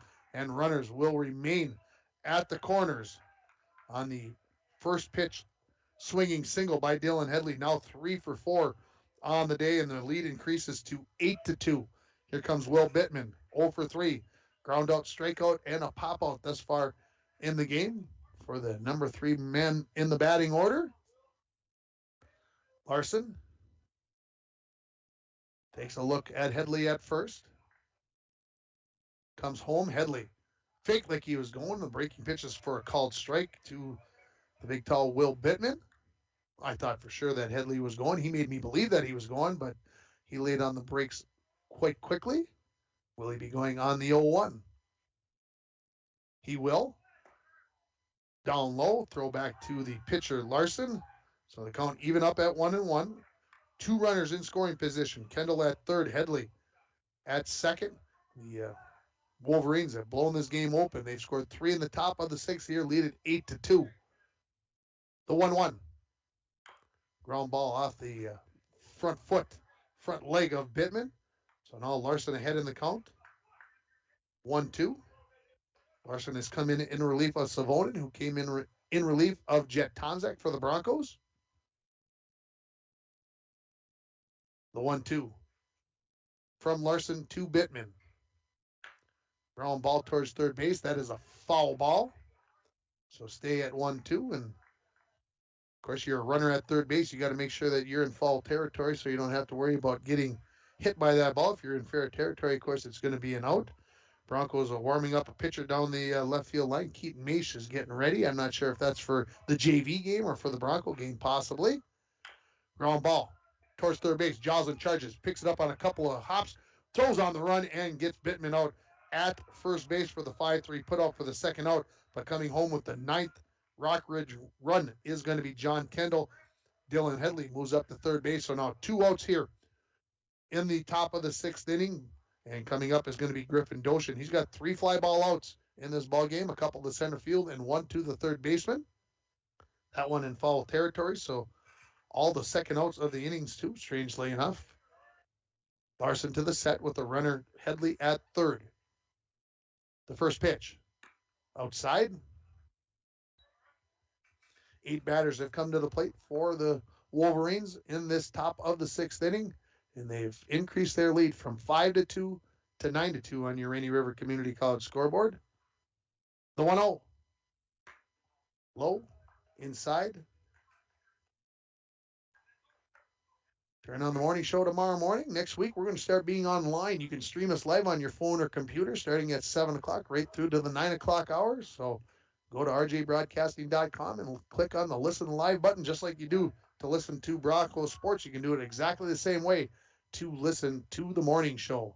The 2-0 pitch misses, so 3-0 now the count here to the number 4 batter in the Wolverine order. To the set.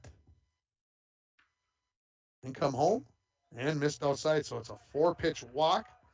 So that is the 3rd walk of the inning given up by Bronco pitching. 2 of those by Savonin, and now that's the first one by Alex Larson. Here comes Ian Kangas. Reached on an error, flew out, and struck out. And it is actually going to be a pinch hitter here. This is number 24. This is Gavin Dahl, who is going to swing the bat here for the Wolverines. And now we're going to get a courtesy runner, number 12. That is Tate Yuhan, who is going to courtesy run for the catcher, Dojin. So Gavin Dahl in the right-hand batter's box. Going is the courtesy runner. Ground ball towards Borger at short. Scoops it up. Throws. Got him. Loveless with a good stretch for the 6-3. Put out the 3rd out. But the damage is done as the Wolverines score 4 times on 1, 2, 3 hits. No Bronco errors, and they are going to leave 2 runners on base. We're going to the bottom of the 6th inning. Rockridge 9, International Falls 2. You're listening to high school baseball on K104 and RJBroadcasting.com, and you're watching it on yourliveevent.com.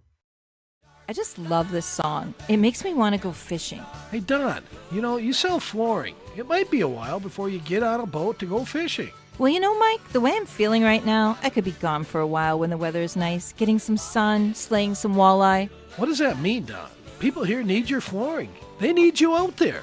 Hey, then come and get your flooring and tile now before I'm a castaway on that fishing boat. Get a hold of Don over at Studio B Flooring. If you want to get away, book your vacation from Falls International Airport.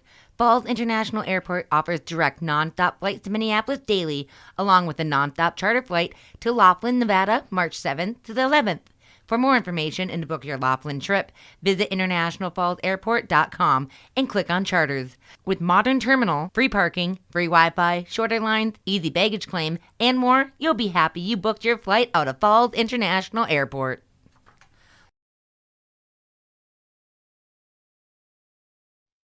Back for the bottom of the sixth inning. We've got another pitching change here for the Wolverines, and the new pitcher is going to be Griffin Dozian, who moves from behind the plate out onto the mound, and I believe it is number 8. That is James Toman.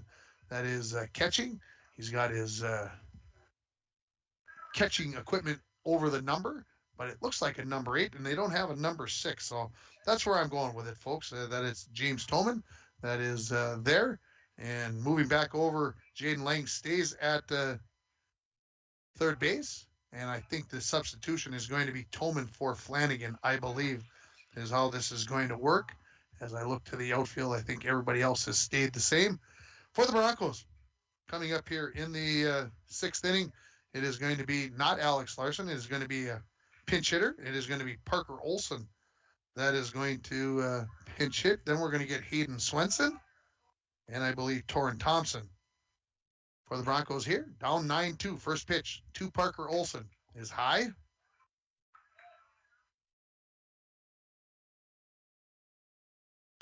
Broncos trailing by 7.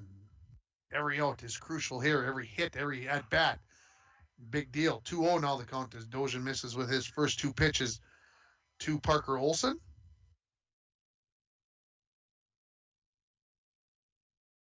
High all the way to the backstop, 3-0. So I would assume that Swenson will be staying in the game at second base. Maybe Parker Olson's going to come in and pitch. Alex Larson can't re-enter the ball game again. He was already out once, so that means his pitching day is complete. And high, so a 4-pitch walk for Parker Olson to lead it off. Here comes Hayden Swenson, who is yet to swing the bat in this ball game. So his first at bat.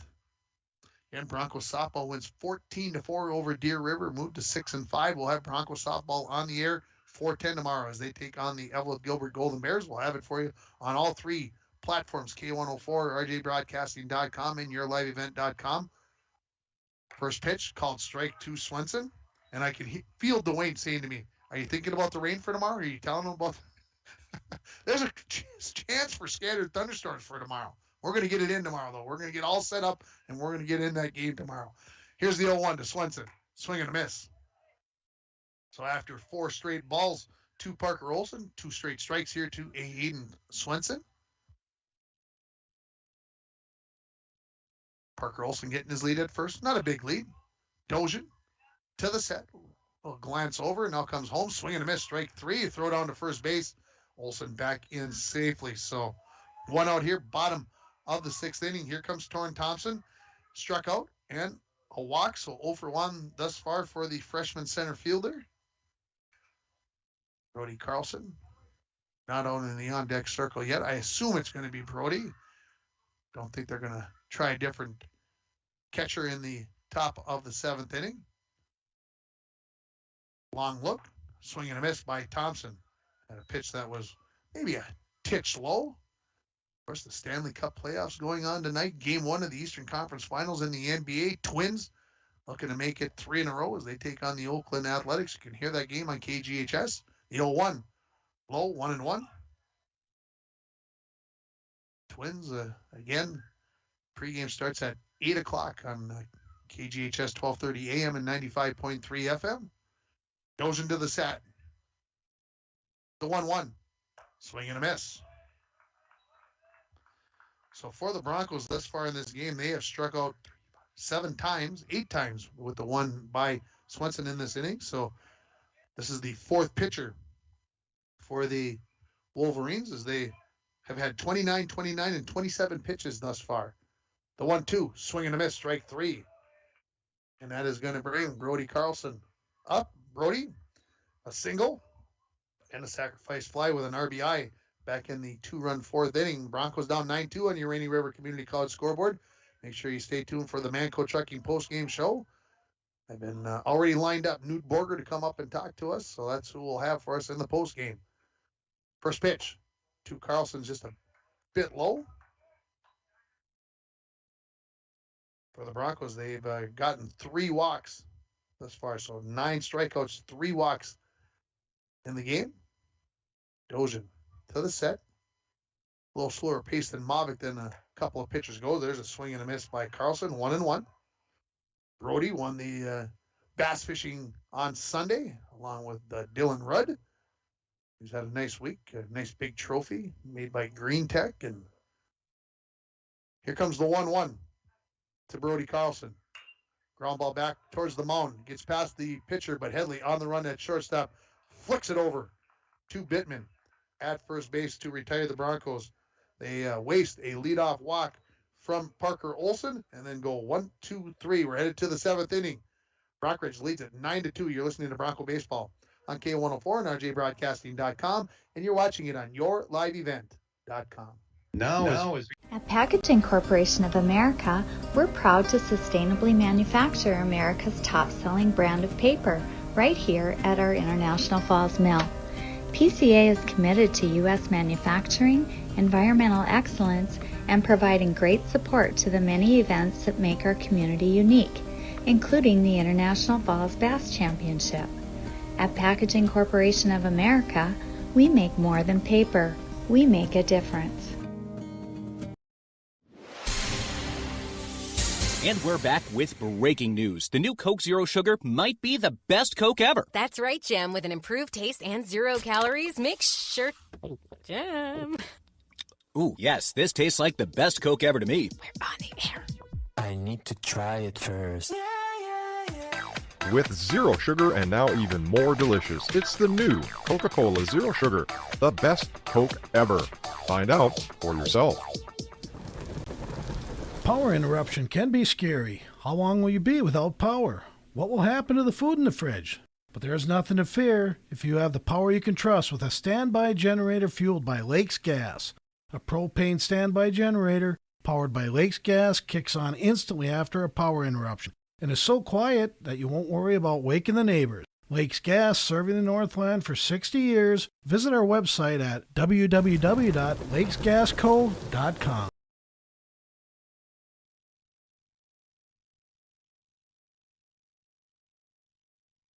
Welcome back to Sheila Field here for the top of the 7th inning. Broncos trailing it 9-2. Coming up for the Rock Ridge Wolverines, it's going to be James Tolman who came in the catching position. Then it is going to be Jaden Lang that I see in the on-deck circle and Carter Mavic to follow along. 9-2 coming into pitch here for the Broncos. Another pitching change. We have got Keaton Maish. I told you that he was warming up down the third base line, and he is coming into the ball game. And Keaton is a 9th grader, and see if this, just guessing, this is his first opportunity to pitch at the varsity level, so we'll see how he fares.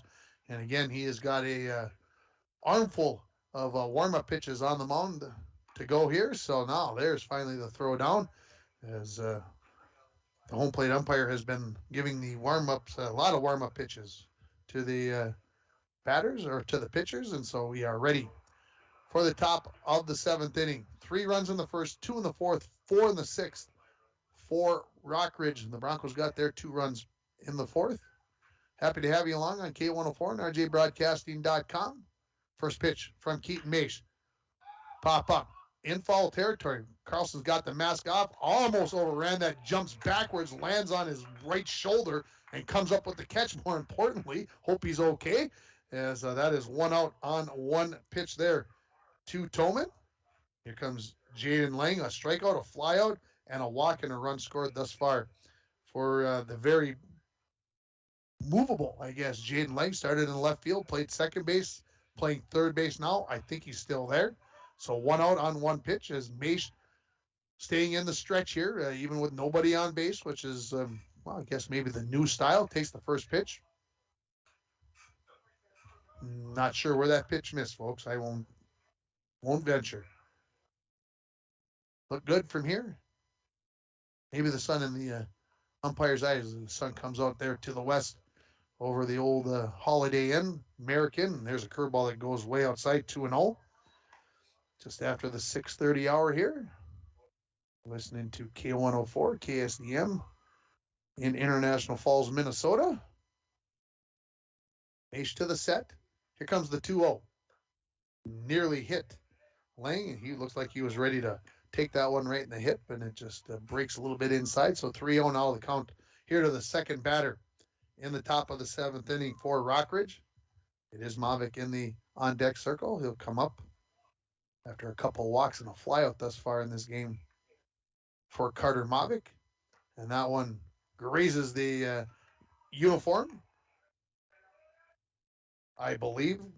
Umpire didn't say it was a dead ball. And so the asking if that hit him, I don't know. Does it matter a walk on or a hit bat him? I don't really think it matters. Umpire's kind of going, yeah, it probably hit. It sounded like it hit his uniform, so technically that's a hit batter. But like I said, 6 of one, half dozen of another. Right here, first pitch. Going on the first pitch and stealing it safely is going to be Lang. Throw gets into center field and advancing to third base now. And into scoring position will be Lang. That first pitch to Mavic was a ball. And Brody, a lot of his throws down to second base have been tailing towards the right field area. And so the Broncos have had a tough time, couple extra bases on those opportunities thus far in this game. The 1-0 to Mavic from Keaton Maish up high. So after getting the first pitch pop out from Toman, 6 straight out of the strike zone now for Keaton Maish. I believe in his first varsity appearance. CJ Hasbargen getting some warm-ups down the third base line. The 2-0. Swing and a miss. It's a way to bounce back there, young man. CJ could be warming up, I believe, for the JV game. Again, I said that about Maish. Could be coming in here if Maish gets himself into trouble. That's always a possibility. Maish to the set. 2-1. Slashed off the bat out of play. Brought to you by Falls Lumber Company. Mavic turns around and disgusted at himself for missing that one and flaring it out of play over the third base dugout. Nearly hit the softball scoreboard. So the count sits 2-2. Maish looking at Carlson. Little nod. This is flared into left field. That'll be a base hit for Mavic, and a run in Jaden Lang will come home. Makes it 10-2 in favor of Rockridge. And here comes Sam Carlson. He singled, stole the base, scored a run in that 4-run 6th inning for Rockridge. Bronco track and field teams are down in Chisholm today for the Iron Range Conference meet. We'll have all the coverage for you on the morning show tomorrow morning. Of course, you can find out on Facebook or Twitter tonight. As soon as I get that information, I'll get that posted out there as soon as the coaches send it to me. If you're not following along on Facebook and Twitter, you're missing out on some of the action there. Runner going low, throw down. This one gets in there a little bit late, but no flare as this one bounces in. So another stolen base for the Wolverines. Runner at second base with 1 out in the top of the 7th inning. 10-2 the lead for Rockridge. The LBF Viking baseball team in action. They're taking on Lake of the Woods tonight in Little Fork. I think that's everything that's going on today. The 1-0. Getting Sam Carlson to work on his flexibility. Ducking down there, missing that one, so the count moves to 2-0. 1 out here, top of the 7th inning. 1 run across for Rockridge. Maish looks back at second. Now comes home. Swing and a miss by Sam Carlson. Bronco pitching 5 strikeouts today to go along with 5 walks. Maish to the set, looks back at second. The 2-1. Pulled into left field on the run. And coming up with a nice catch there is Matt Worley. I wasn't 100% sure he was going to come up with that one, but came up with it on the run. So the second out, and the Bronco outfield has come up with some nice catches on the run in this ball game. Here comes John Kendall, 2 for 4 on the day, a double, a single, a pop out, and a strikeout for the leadoff batter in the order. Started as the pitcher, playing center field now. First pitch to him. A ball. Kept that wing up there with the elbow guard on. Kept it right up there. That ball just missed it by about 3 or 4 inches. As he crowds the plate in there on the inside part. Just saying. Here comes the 1-0 from Maish to Kendall. Called strike.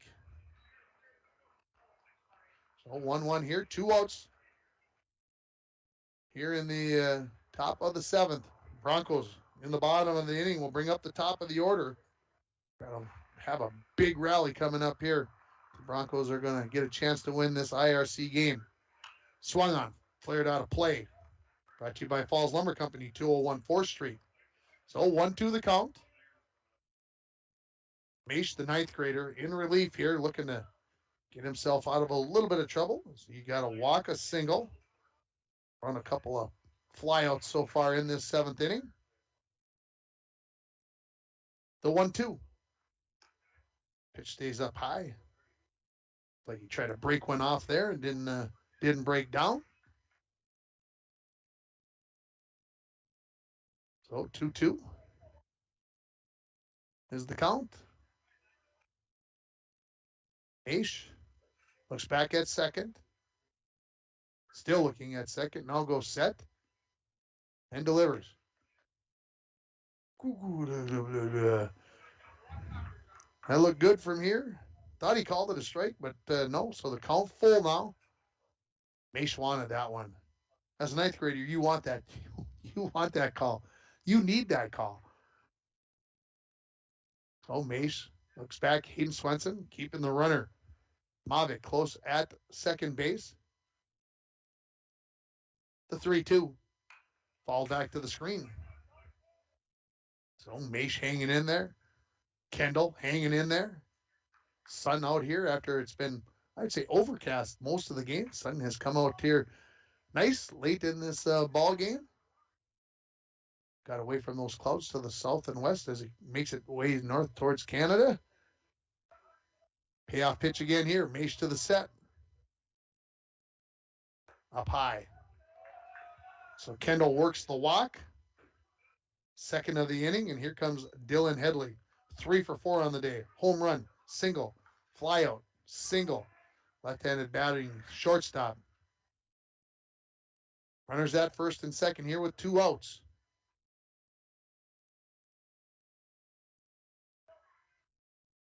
First pitch for Maish is high.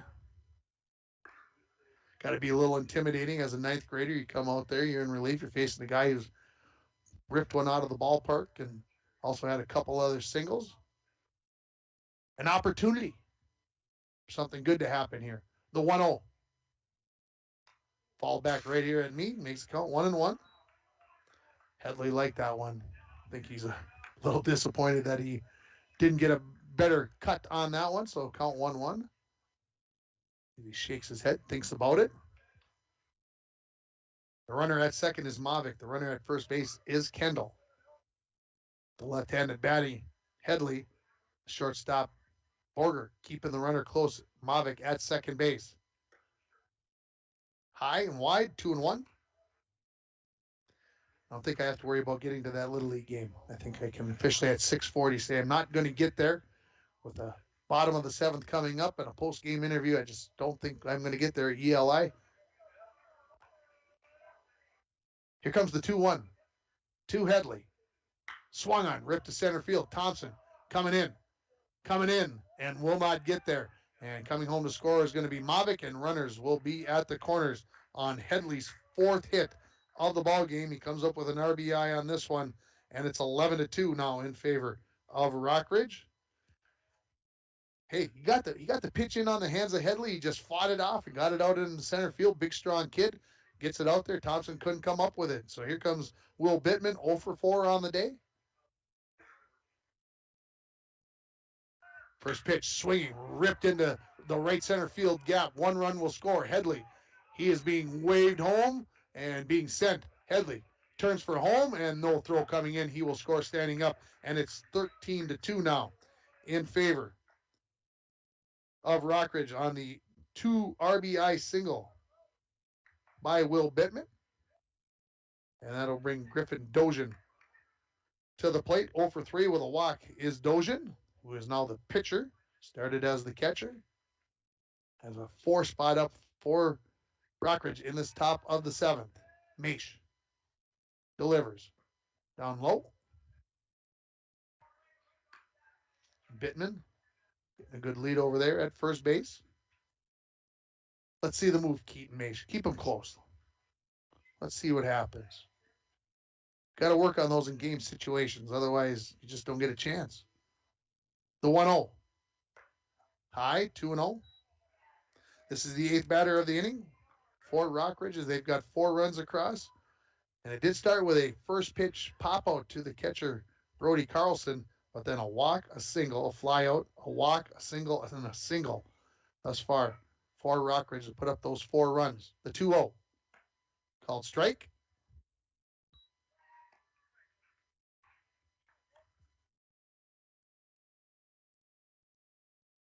Bronco baseball, their next game at Little Fork on Thursday. We'll have it for you in the Battle by the Border. Pre-game to start right around 4:05. The 2-1. Nearly hit Dojan in the skull. So 3-1. And the Broncos a doubleheader on Saturday. We'll have all those games for you on K104 and rjbroadcasting.com. So come on along for the week here. We'll have 6 games on the air. Here comes the 3-1. Swung on, popped up, playable for Loveless, I believe in foul territory. And right on the line, he comes up with the catch to retire Dojan for the 3rd out. 4 more runs for the Wolverines on 1, 2, 3 hits, a couple of walks. No errors by the Broncos. They'll leave 1 runner on base. Broncos, big hill to climb here. They're down 13-2, heading to the bottom of the 7th inning. You're listening to High School Baseball on K104 and rjbroadcasting.com. And you're watching it on yourliveevent.com. Does the fresh air, bright blue skies, and warmer temperatures have you daydreaming about cruising the lake or hitting the open road to make some great memories? Hi, I'm Tony Palm, lender at TrueStar Federal Credit Union. Whether you're looking for a boat, camper, motorcycle, or all-terrain vehicle, I'm here to finance your fun so you can experience a great summer like never before. Apply online at TrueStarFCU.com or stop by the credit union to see me in person. TrueStar, where banking is brighter. Federally insured by NCUA. At Packaging Corporation of America, we're proud to sustainably manufacture America's top-selling brand of paper right here at our International Falls Mill. PCA is committed to U.S. manufacturing, environmental excellence, and providing great support to the many events that make our community unique, including the International Falls Bass Championship. At Packaging Corporation of America, we make more than paper. We make a difference.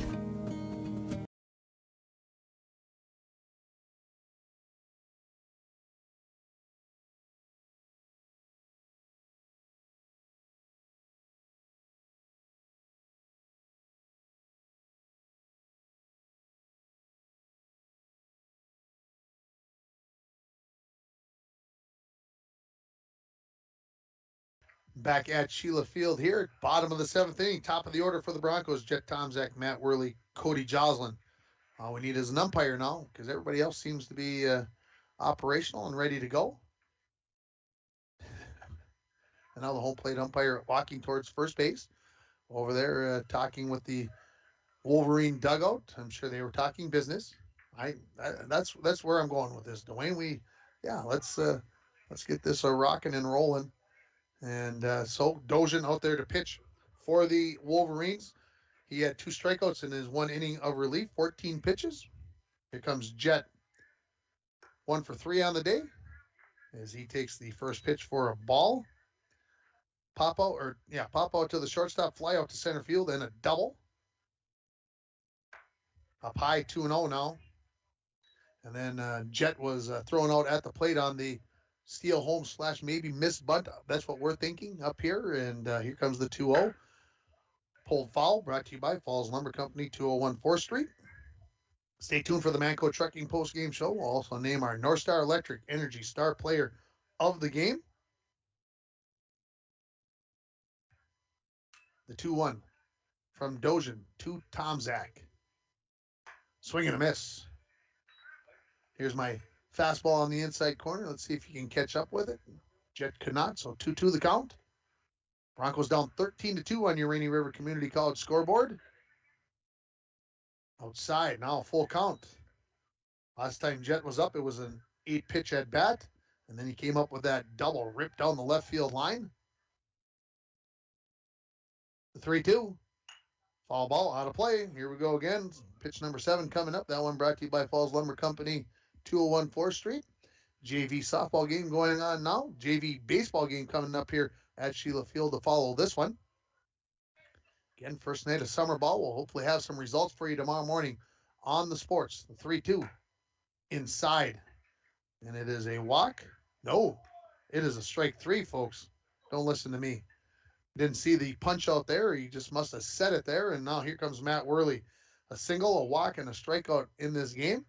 And so 1 out in the in the bottom of the 7th inning. That's about the 4th time I've done that today. I don't know. I want to have the Broncos on the road here for some reason. First pitch to Worley. Swung on, pop up, foul territory. Jaden Lang, the third baseman, has it. And there are 2 outs here in the bottom of the 7th inning. That will bring Cody Joslin to the plate. A ground out, a strikeout, and a single thus far for the number 3 man in the batting order.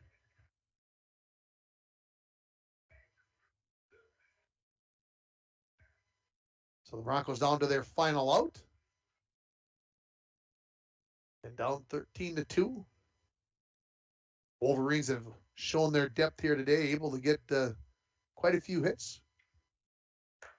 First pitch is a little high, I hear umpires say. Again, you put Virginia and Evelyn together, and I think about the teams they had last year, and some of those guys still back. That makes for a pretty good team. Down low, 2-0. Of course, Proctor right now kind of sitting out there as kind of the top team in Section 7 2A. But Rockridge, I'm sure, I think in 2A this year, up to 3A next year, I think, with the combination of the 2 schools. Don't quote me on that. That's what I believe is happening. Called strike to Joslin, makes the count 2-1. Of course, every year they got to reshuffle the teams as teams change out of the 4A, 3A, 2A. Here comes the 2-1, swing and a miss. Broncos down to 1 strike left now here. Joslin tries to keep this game going, and I see that Jake Olson will pinch hit here for Gavin Lubbus if he gets the opportunity of the 2-2. Swing and a miss, strike 3. So the Broncos go 1-2-3 in the bottom of the 7th inning. A couple of more strikeouts in that inning. And we will come back with the Manco Trucking postgame show. The Broncos fall by a final score of 13-2. You're listening to Bronco Baseball on K104 and rjbroadcasting.com, and you're watching it on yourliveevent.com. The Outdoors headquarters is the place to get all your gear for fishing. CJ Hasbargen was 0 for 0 with a walk. Parker Olson was 0 for 0 with a walk. For Parker Savonin, he was 1 for 2. Hayden Swenson went 0 for 1. For Torrin Thompson, he went 0 for 2 with a walk. And for Brody Carlson, he was 1 for 2 with a sacrifice fly and an RBI in this game. The Broncos end up in this game, and I've just got to quick tally it all up here. Broncos had 2 runs on 6 hits. They left 7 runners on base, and they had let me get that double check. They had 2 errors in this ball game, 4 errors for Rockridge, as the Broncos ended up with 7 runners left on base for that 2 and 6. 13 runs for Rockridge on 11 hits. They had 4 errors, and they left 6 runners on in the ball game. And the Wolverines win this game by a final score of 13-2 in 7 innings. JV game coming up here. Our next broadcast is tomorrow afternoon as the Bronco softball team takes on the Evelyn Gilbert Golden Bears. And, of course, then we've got Bronco baseball against LBF, who fell by a final score. I did get a score there very quickly. Let me take a peek here. The final score I got from Mason Imhoff, 17-3. The LBF Vikings lose to Lake of the Woods. We'll have that game for you on Thursday. We'll have LBF softball versus Into softball on Friday, and then Bronco baseball, a couple games on Saturday from Ely. For Dwayne, doing all the stuff on yourliveevent.com, thank you for what you do. Thanks to everybody, all our sponsors, but most of all, thank you for listening to Bronco Baseball. You've been listening on K104 and rjbroadcasting.com and watching it on yourliveevent.com. Thank you for listening to Bronco Baseball on K104 and rjbroadcasting.com. Bronco Sports are brought to you